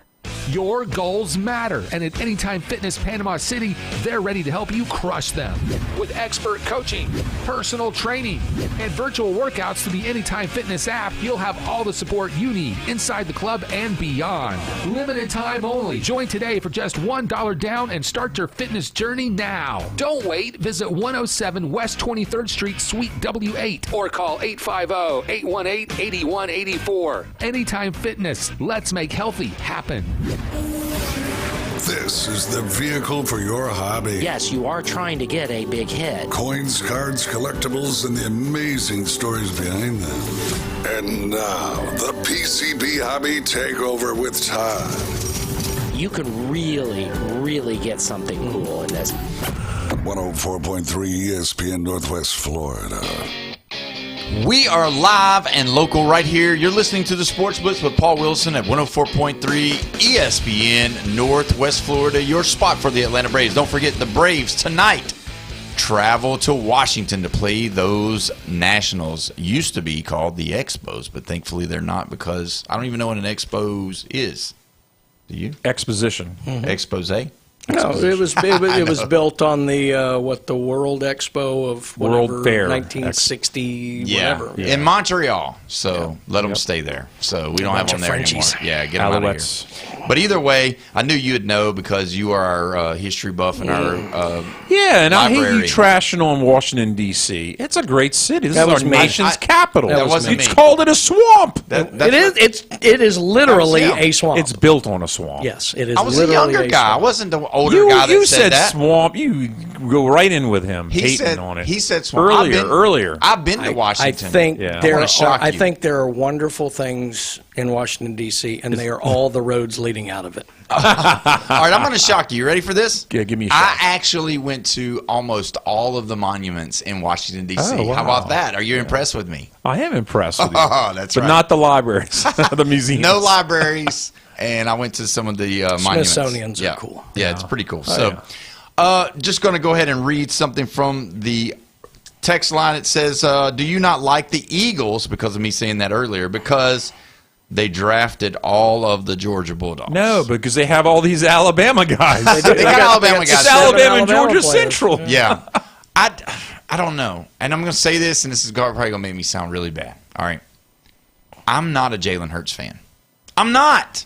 I know he was at Alabama. See, I'm not. That's not I what it is. I don't like Jalen Hurts. All right? I don't like Jalen Hurts. Paul has latent memories where he's scarred from the Eagles fans pelting Santa Claus with snowballs. That's what it is. He's never gotten past it. I'm sorry. But you know what? The Eagles, though, over the years, in the 90s and into the 2000s, they've always drafted a lot of SEC people. They had LSU guys back in the days. Sure. They've never shied away from the SEC, and that's saying the most of any Northern team, really. Yeah. But if you really want to know my angst against the Eagles, it's because of Jalen Hurts. I don't like Jalen Hurts. I just don't. But you like Tua. I like Tua way better.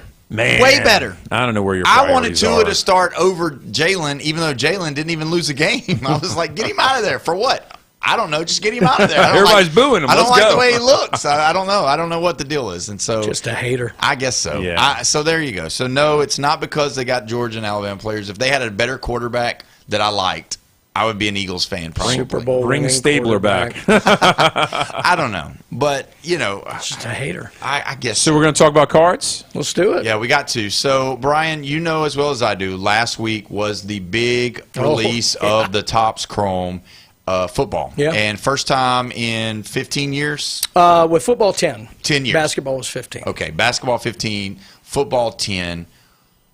Huge. Oh, and just massive. all kinds of crazy stuff inside the box, that not just one thing that people were following and looking for, but you had patches and you had autographs and you had all of this stuff, and it went crazy. It did. We knew it was going to be a big product. I don't know that anybody knew just exactly how big, because football has been king in the card market for a very long time, and there seemed to be more buzz around basketball because the rookie class was great this year with basketball. Yeah. With football, now this is a 2025 product, so we're talking about Dart, we're talking about Cam that Ward, class. yeah. It wasn't a great rookie class. Nope. But we knew it was going to be big because it's Topps Chrome. We knew it was going to be big because they had Jackson Dart signed to an exclusive deal, Cam Ward. So this is your first time to get rookie autographs of those guys. You also had just the fact that football is so popular, but what Topps has successfully done in football that they have not done great in baseball, and they really didn't get exactly right in basketball, is they have created the case hit chase. And what I mean by that is, when we've talked on here about big time cards over the last couple of years, a lot of them have been what are called case hits, super short print cards. In Panini, it was Downtowns, Kabooms, Color Blast, these things that are very, very rare, very good looking, and have been all the rage in the hobby. Topps has not been able to replicate that the way Panini did until now. And they've introduced one of the coolest cards ever. I think we talked about it last year for people of our age, the Tecmo Bowl cards. Yeah. Tecmo Bowl is legendary for anybody in their late 40s, early 50s. That was the game. They've introduced these kaijus, which are basically a Godzilla kind of card, but they incorporate the city skyline, which is what the Downtowns did. So it was really smart. And those have really been somewhat on a par, if not exceeded, what Panini's done coming out of the gate. Now, we'll have to see what the staying power of these is. But if you couple that with the fact that they have all of the key rookies signing, they have these premier patches, which are like MLB debut patches, which are huge, and they have unbelievable veterans like LeBron James in basketball, Tom Brady in football, signing autographs. Like, they have everything. For the first time in years, a company has everything you could want in a product. Yeah. And as such, the prices went insane. That's why it was up. And and that's the thing, because if you remember when we started talking about it, when we started, really focusing in on when the launch date was, when they were going to start sending the packs, we were talking that it was going to be a really underperforming due to the rookies being not so flashy, like a Cooper Flag, that kind of deal. But the way that they added the stuff that's in there with the stars that are already there, because like if I saw someone hit I don't know if it was a Patrick Mahomes or whatever, Tecmo Bowl, and those are like, oh my gosh, and so, but did Topps do a thing where they short printed some things and not made it to where it's a lot of those out there, or are you hitting? No, those things are very short, and you can only get them in the bigger boxes. So your retail things like that, they don't show odds for the kaijus or the Tecmo Bowls. So the thought would be they're not going to be in those. Whether that remains to be the issue or not, we don't know. But they certainly, that was the thing everybody was waiting. We all knew it was going to be a big product regardless, because it's Topps Chrome, and they had Brady, and they had the rookie premieres. We knew that. Now, the way football rolled out was very fast, because they didn't acquire all of the licensing till April 1st. Wow. This product came out April 15th. Now, we had a long run-up for basketball of knowing what they could do. Yeah. With football, it really came out, and there was such excitement that, oh my God, they finally got this case hit thing figured out. That was the last piece of the puzzle. As some people say, getting football was the last infinity stone for the Thanos that is fanatics. And look, not everybody's happy about it. No. But As far as putting quality product out, this one is a home run. Is it? It really is. Is it? And that's not me being a homer, because they've put out some terrible product. This one is it's a home run. Is it safe to say that this is going to be one of those that the boxes are going to go up? They're going to. Oh, they're definitely. Yeah, I think so, because also you have to consider so much of it is getting opened. Yeah. Because people are so excited that it's back. Long-term sealed box prices will be good. The only thing I think that might suffer just a little bit, there's always an initial hype when singles first come out, and then when a new rookie class comes out, which we're talking not a year from now, we're talking 5 months from now. That's what's crazy. That'll put a little pressure on Dart, Scatabo, unless they have crazy second years in the NFL, because it'll be who's the next rookie up. But these big case hit things, I think, are going to have some real staying power, and that was the key for Topps. That was the one thing they had yet to figure out. Let me ask y'all this. What do y'all think the reasoning behind Cam Ward not being the aforementioned person instead of Jackson Dart, even though Jackson Dart was drafted less? Is it New York and New York only? No. If Cam Ward would have been No. drafted by New York and Jackson Dart No. would have been the #1 draft pick in Tennessee, would they be talking about No. Cam Ward like they talk about Jackson Dart? What's the deal? Wasn't Cam Ward better college player than Jackson Dart? Yes. Or but what's the deal? Why do we talk Titans more Jackson Dart? Titans are a doormat, and everybody in their division improved this last past year, and they did not. that's a lot of it, but you also got to remember, we saw a year of football. Dart looked better than Ward this year. You can say because he was on a better team, he had better weapons, but he looked better than Ward did this year. Without Malik Neighbors, too. If Scatabo got hurt. Yeah, if we were talking about this product coming out the first month of the season, Ward would have been as big, if not bigger, a chase than Dart, because he was with the Panini stuff that was out. And then it became clear he's not going to have the opportunity to be as good as Dart this year.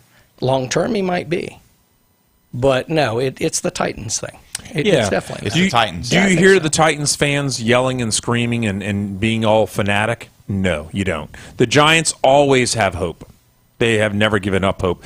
They're probably one of the more loud fan bases with still having a losing team. And to have two teams from New York, which is crazy, and even Buffalo. I mean, you're all right there. And I know it's whatever, but so will Tennessee get to that place to where Cam Ward, because Well, they can, because they've done it before. With McNair. Yeah, but I mean, even with freaking Tannehill. I mean, they were winning. I mean, they were the top seed with Tannehill and Derrick Henry. Yes, it can certainly happen. Could Love be an Eddie George? Yes, he's that good. He really is. Now, again, the Titans have so many things they've got to shore up. Yeah. But Jeremiah Love is I think he's definitely the most talented offensive player in this draft, and it's arguable whether or not he's the top overall player in this draft. Now, that being said, he can tear an ACL just like anybody else. So you don't want that. But, could he be the Eddie George and be the guy? Could he be the Derrick Henry? The Titans have always been built. I mean, if you go back to the Oilers and, Earl Campbell, they're always built around the solid running back, run first kind of offense, play action, throw. Walter Payton. It's great. Is he going to be Bijan Robinson? That's what I don't think they he's that want. type of player. They want him to be that. They want him to be able he's to a carry different the type load, of player. but they want him to dump offs, the right, screens, but all of he's that. not going to be like the flashy Bijan or Jahmyr Gibbs. He's not that kind of runner. He's going to be a lot more of a power back and thing, and that's why the offensive line is going to matter.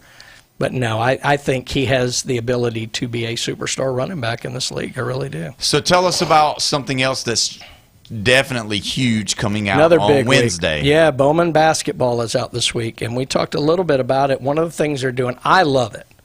We're going to have to see how it plays out to the populace, but Bowman has been typically, until Topps acquired the professional licenses, where they rolled out the college players. And they get the first Bowman the way we get in baseball and this, that, or the other. So what they're doing this year is they're actually incorporating, this is going to be a college and pro product. And what I mean by that is you're going to have Cooper Flagg rookies, Con Knuckle rookies, VJ Edgecombe rookies. You're going to have LeBron James. You're going to have Luke. You're going to have all these guys in there, Shea.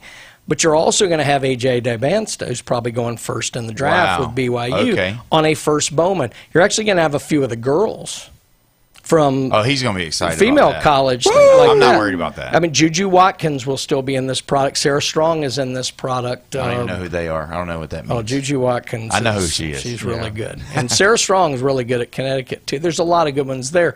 So they're going to be in there as well. And so that being said, you're going to have autographs of both. And the nice thing is, you're talking about from the NBA, this last draft class was great. This upcoming one is thought to be just as good. Yeah. And so you're going to have 2 classes worth of first kind of licensed cards on these guys out there, and that's going to be huge. So it's going to be a really neat product. I think it's going to help the college product. Now, if you were someone who wanted to get into the college product cheaper because it was a standalone, I feel for you, because it's going to be a little more expensive because the big boys are in there. But I do think it's going to help the college product because I think it's going to give more value to these because they're incorporated into a pro product. I haven't asked you about this, but I'm going to ask you this for Jeff's sake. Caitlin Clark, her card's still hot. Oh, yeah. They're still yeah, the fact that they're coming back is huge for that. It definitely was lulling a little bit. But no, the fact that they're coming back and they got their labor issues figured out, that's going to be big. Her stuff is on an uptick. Now, there's a lot of excitement around the league now with a lot of these girls signing these Supermax deals like that. You just had a really good draft in terms you didn't necessarily have the big name like Caitlin Clark or Paige Beckers, but you did have a very deep thing. Heck, UCLA's entire starting 5 went in the top 15 picks, for crying out loud. Yeah. You have a lot of good. Next year's draft's going to be star heavy because you have 2 girls who would have been 1-2 in the draft this year, but they couldn't get drafted. That's Juju Watkins and Hannah Hidalgo. So the girls' game is in a really good spot, and it certainly is led by Caitlin Clark, but Sophie Cunningham is very big in the hobby, and Cameron Brink. Reese, not so much. Aja Wilson is picking up.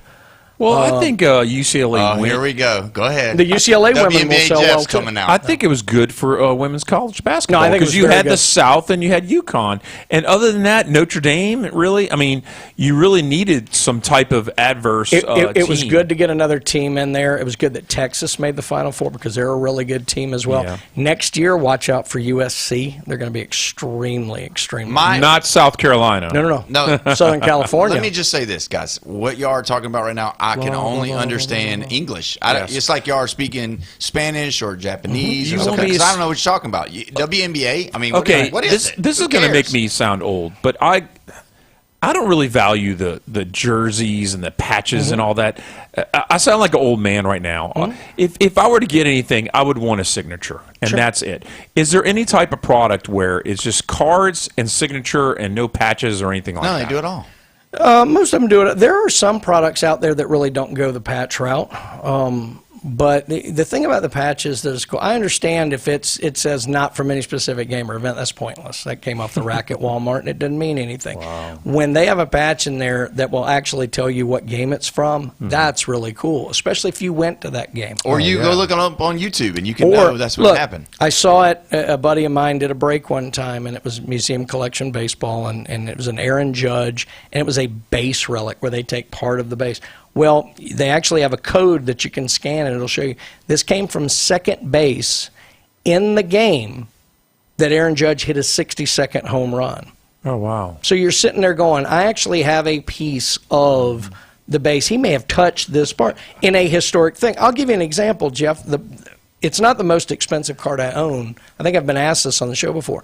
Favorite card I own is a Bart Starr card with a piece of a game-used football in it. And you think, that's neat. Yeah. That football was used in Super Bowl I. That's the coolest thing I own. Wow. And if it was just a little football relic that, some Wilson ball that came off. I like the name. Kmart. I love that name. Exactly. But the fact that it's tied to that piece of history, to me, is the coolest thing that I own. Yeah. So I was 97. I was in Baton Rouge.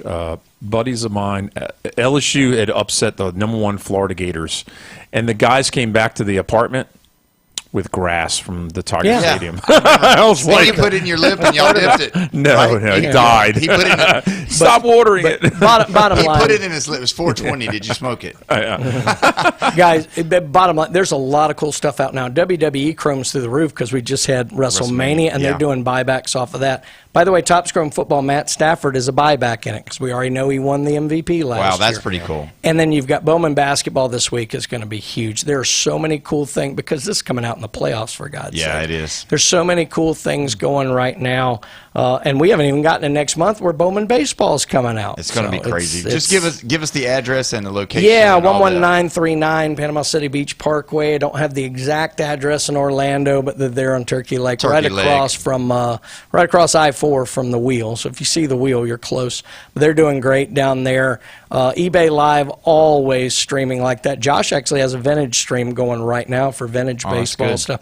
And I know the guys are headed to a Collecticon in Chicago this weekend. So a lot going on PCB hobby. Definitely come out and check out a lot of the stuff because we have some really, really cool things to open. Who knows? Brian might sign something for you when you come in. I get you a 101. There we go. Either way, we're going to come back from the break, and we're going to talk a little bit more about the NFL and maybe some draft. But either way, we appreciate you listening. Stay locked in. You're listening to the Sports Blitz with Paul Wilson, 104.3 ESPN, Northwest Florida.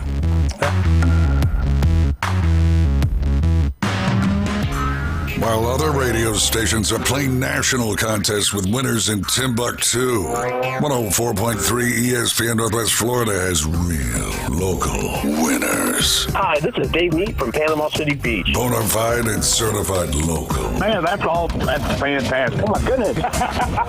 Keep listening to Win on the Gulf Coast. Hell yeah. Let's do it. I just won $250 from 104.3 ESPN Northwest Florida. Looking to upgrade your truck? It's Blue Diamond Truck Accessories in Panama City. They sell, service, and install it all. Light kits, bed covers, bumpers, winches, lift kits, and any trailer hitch you can imagine. Blue Diamond Truck Accessories, just west of Frankfort Avenue on 15th Street. Find Blue Diamond Truck Accessories on Facebook or call 850-914-0265. Blue Diamond Truck Accessories, 850-914-0265. Are you looking for a place to take a leak? Do you have a truck, tractor, or other hydraulic equipment leaking or not performing as it should? At Reliable Hydraulic Solutions, we can get you back to work. Do you have a busted or leaking hose? We can typically replace them while you wait. Hydraulic cylinder or pump needing repair?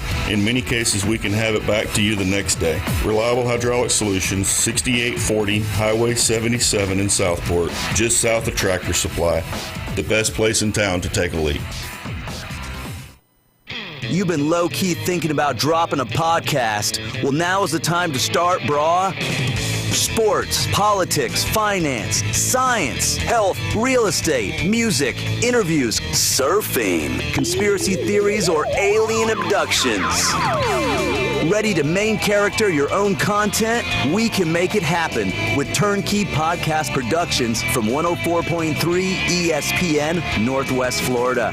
Our local, modern, state-of-the-art multimedia recording studio is now available for booking, starting at just $100 an episode. Take your fandom to the next level. For more information, text the keyword studio to 850-215-6290. Text studio to 850-215-6290.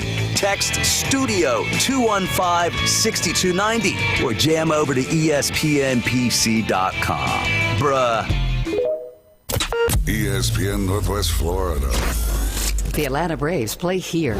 Over the weekend, the Atlanta Braves shut down the Phillies. And for the first time in a decade, the Braves sweep the Phillies in Philadelphia. And tonight, the Bravos take their 5-game winning streak to the Washington Nationals. Bryce Elder is on the mound with a 0.77 ERA. First pitch coming up at 6 right here.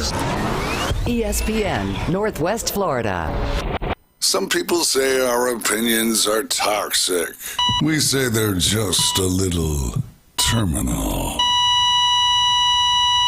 The Sports Blitz. This malpractice committee has received a few complaints against you. On 104.3 ESPN Northwest Florida. We are live and local right here at 104.3 ESPN Northwest Florida. You're listening to the Sports Blitz with Paul Wilson. And don't forget, tonight, right after the show, the Atlanta Braves take on the Washington Nationals. Starting at 6 o'clock, first pitch is at 6:15. You don't want to miss it. The Braves are brought to you by Hewitt Tire and Auto, Brock Pest Control, Bill Bird Kia, PCB Hobby, and Blue Diamond Truck Accessories right here at 104.3 ESPN Northwest Florida. Don't want to not mention it, but Recommended Collision Center, 1329 Jinx Avenue. They are your spot for any kind of repairs to your vehicle. If you want to know exactly what is going on at Recommended Collision Center, or maybe your vehicle has been involved in an accident, you want to know a little bit more information, I'll tell you what you can do. You can go to their Facebook page, or you can go to the website, or I just went and visited them last week on Friday, and you can go in there and you can see an in-depth walk around and an informational video about what goes on at Recommended Collision Center. It's really cool to see. Go check them out on our Facebook page. It's fantastic. Victor Wembanyama, first ever unanimous Defensive Player of the Year award winner. All 100 first place votes. Wow. Definitely. 7'5" matters. Announced 1 hour ago. Yeah. Hot on the take. There we go. Thank you so much for that. Also, gonna give you guys a little bit of information. Uh-oh. New sponsor on the horizon right here at 104.3 Duplay 287 Aberdeen Parkway in Panama City. It's an indoor playground sports facility in Panama City, Lynn Haven area that offers a large indoor playground, turf field, and sports court for activities like soccer, basketball, volleyball, plus a cafe with food and drinks, making it suitable for various ages from toddlers to middle schoolers. It's all under one roof. It's awesome. You say it's Duplay, so it's D-O and then play. Okay. Yeah, Duplay. I thought he was speaking French to me for a second. It's what it sounded like when you guys were talking about the WNBA. Yeah, Jeff's spelling no it. Jeff's typing in D-E-A-U-X. Yeah, exactly right. That's exactly right. So yes. So, but you're announcing this. It's toddlers to middle school. Is that because that's our mental level? That's exactly why I said that. I just wanted to. It made it's you where guys perk your my ears. comedy goes over best. I'd say you're right. You had me at cafe. There we go. And they got some actually really good food. So yeah, awesome. Great food. That sounds like a good idea. James. Yeah, it's a wonderful place, and we will be sharing more information. They are on board. They're a part of the team now, and we are so thankful for that. Also, don't want to forget, Wrestling Against Cancer is this Saturday, April the 25th, at the Bay Haven Charter Academy, 2501 Hawks Landing Boulevard in Panama City. Doors open at 5 o'clock. Bail time is at 6:30. You can still get tickets. $20 for front row. Second row is $15. General admission is $12. Kids ages 5 and under are free. It's going to be pretty awesome. We are going to be there, me and Jeffrey, and I haven't decided whether or not I'm going to allow. I might be the manager and then let Jeffrey get body slammed. And I might talk all the trash like Jimmy Hart and all those guys used to do it back in the 80s, and then let Jeffrey be the one that takes all the blunt of the punishment. So we'll see what happens. We're excited about it. So we're going to be giving away some tickets. Not today, but we will be giving away this week. And there's a possibility to have some wrestlers on here, but you know how I am. If I have wrestlers on here, I might talk a little bit too much trash, and I don't want my back hurting on Saturday. All right, so that might be. There's a chill in there this morning. I was at work and I reached and I grabbed something and all that, and get a feel my back goes oh. Yeah, you know what that's called? I should have warmed up before I went to work. It's called old age. Yes, it is. But either way, I just wanted to share that because you know what? It's very good cause. Everything that is raised at this event for Wrestling Against Cancer goes straight to the person, Pamela Clements, who has been diagnosed with cancer, and this is for her medical expenses. So it's a great cause in the community, and we're all about that. We're all about that. So go see it. Have fun. If you got any questions, you can call us. You can message us, and we will take care of it. If you want to be a part of the show, you still can be. 850-215-6290. When we talk about this whole thing with the NFL and how it's going this way with the things that we've seen on the trade market, let me ask you this. The most curious thing that's on my mind about not the actual draft, but it's about the league right now, and I'd like to see what you guys think in the next 5 minutes that we got left. Aaron Rodgers. You've got his old coach coming back, whom he won the Super Bowl with at Green Bay. Now you've got Aaron Rodgers. Realistically, I know what McCarthy said. I know he said the ball is in Aaron's field or play or whatever, however you want to say that comment. But is it really? because don't forget, there was a little bit of a breakup, but it wasn't a rip, but there was a little bit of a. Do you think McCarthy really wants him? Because they have announced, it's been announced that starting training camp, as of right now, Will Howard is QB1. So the former Kansas State, Ohio State quarterback, national champion, whatever. Don't like to say that in the same sentence. Can't stand Ohio State. What are we going to do with Aaron Rodgers? Is he coming back? Well, it's not shocking because you have to announce Will Howard as one right now because you don't know what Rodgers is doing. Yeah. So you have to do it that way. I think they like Howard. I think McCarthy likes Howard. But there's something about starting your job and having some level of familiarity there. And it's there. Really, the stuff with Rodgers in Green Bay broke down more with the front office than it did with McCarthy. Mm-hmm. So I'm not all that worried about that. I'll be honest with you, I do think he's coming back. I think he's playing one more year and that's it.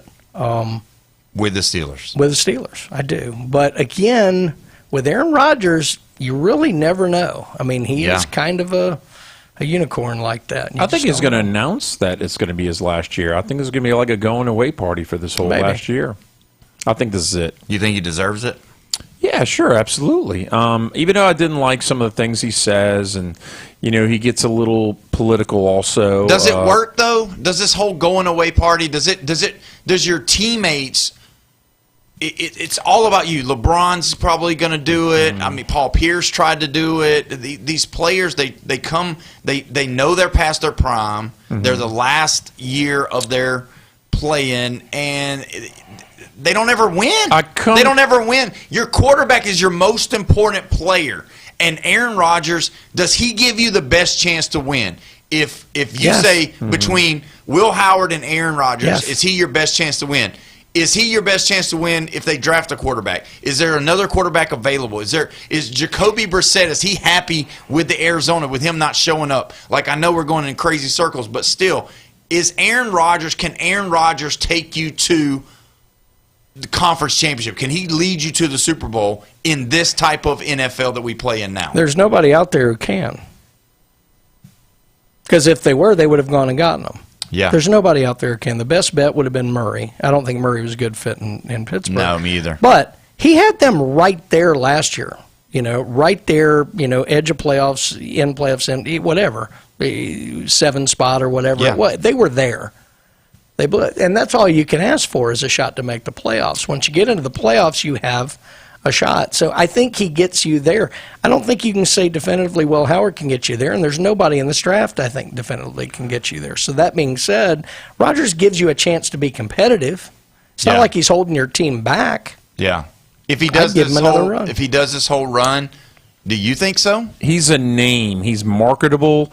It's like when Joe Montana went to Kansas City Chiefs. They were relevant in the 90s because people want to go play with a person who could win the whole thing. Brady, when he was at New England, they did it there. And when he went to Tampa Bay, everybody's like, I want to go play with this guy because I know that he has a chance to win it all. And that's what Rodgers is.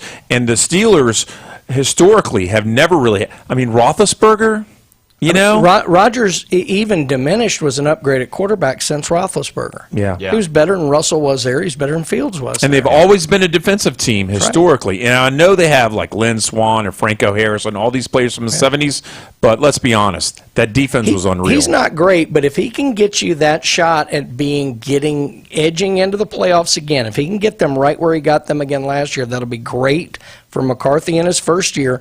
That'll be great for a Will Howard who will take the reins or whoever else they go with next. But the only downside to this is you're burning another year of Will Howard's being on the cheap. That's about the only down because he wasn't a first-round pick. So you only get 4 with him. Yeah. So that's the only downside to it. Harbaugh going to have more wins. McCarthy going to have more wins. Jeffrey, go. In the first year, it's going to be McCarthy. McCarthy? Yeah. I think the Giants are real close. They can't win 10. Are you kidding me? I don't know. That's the number? They can't win 10. Is that the number? I don't McCarthy's going to win 10. I don't think he's going to. Harbaugh is no way he's going to win 10. I think it's going to be McCarthy, but it's going to be closer than you think. Really? I don't think that division's as You don't good think this year. Harbaugh's going 7-10? Because that's what I think Harbaugh's going. I think they're a lot closer with Neighbors coming back than a lot of people think, and that division's not as good as people think. Will Malik Neighbors blow it up? That's the question. That's what this whole season's going to be on. I'm telling you. Quinn Ewers will be starting quarterback for the Miami Dolphins by week 5. Yes, absolutely. Wow. You think so? Oh, yeah. No. Malik Neighbors, the wide receiver. Oh, I thought you said Malik Willis. Yeah, but I thought he was just jumping over the Dolphins because I like the Dolphins. I know. I'm sorry. Malik Neighbors, Brian Thomas. I mean, LSU wide receivers all over the league. Oh my gosh, isn't it great? Neighbors is really good. He's going to make the difference if he comes back from the injury as good as or better. He's going to help Dart not have to do so much by himself, Scatterbo not have to do so much by themselves. He's going to stretch the field. That's going to be huge. I think Harbaugh can have the wins. It's all going to be based off that offense. If Malik Neighbors can be the guy. How many games did New York blow late last year? 3, 4? Yeah. Harbaugh can get them 2 or 3 He can get 2 of those, yes, for sure. Well, it's been a great day. Thanks for listening. You've been listening to the Sports Blitz with Paul Wilson. Don't forget the Braves are coming on. Go check us out on Facebook, YouTube. Like, share, comment, subscribe. We'll see you tomorrow. You think the Giants can go 10-7? Atlanta Braves baseball is back. Swing and a drive. That's hammered deep right. He jumped on one and hits a homer. We're your exclusive radio home for the Atlanta Braves. At the wall. It is gone. A grand slam for Acuna. Hear every exciting home run, every strikeout, and every thrilling victory at 104.3 ESPN Northwest Florida. Good evening. This is Joanna with your latest forecast on ESPN Northwest Florida. For tonight, mostly clear and a low of 59 with wind 5 to 10 miles per hour out of the northeast. Sunshine tomorrow morning, a light breeze and hot near 77. Mostly sunny and 79 in the afternoon and evening. 76 and some clouds with a gentle breeze Wednesday. Thursday, mostly sunshine and a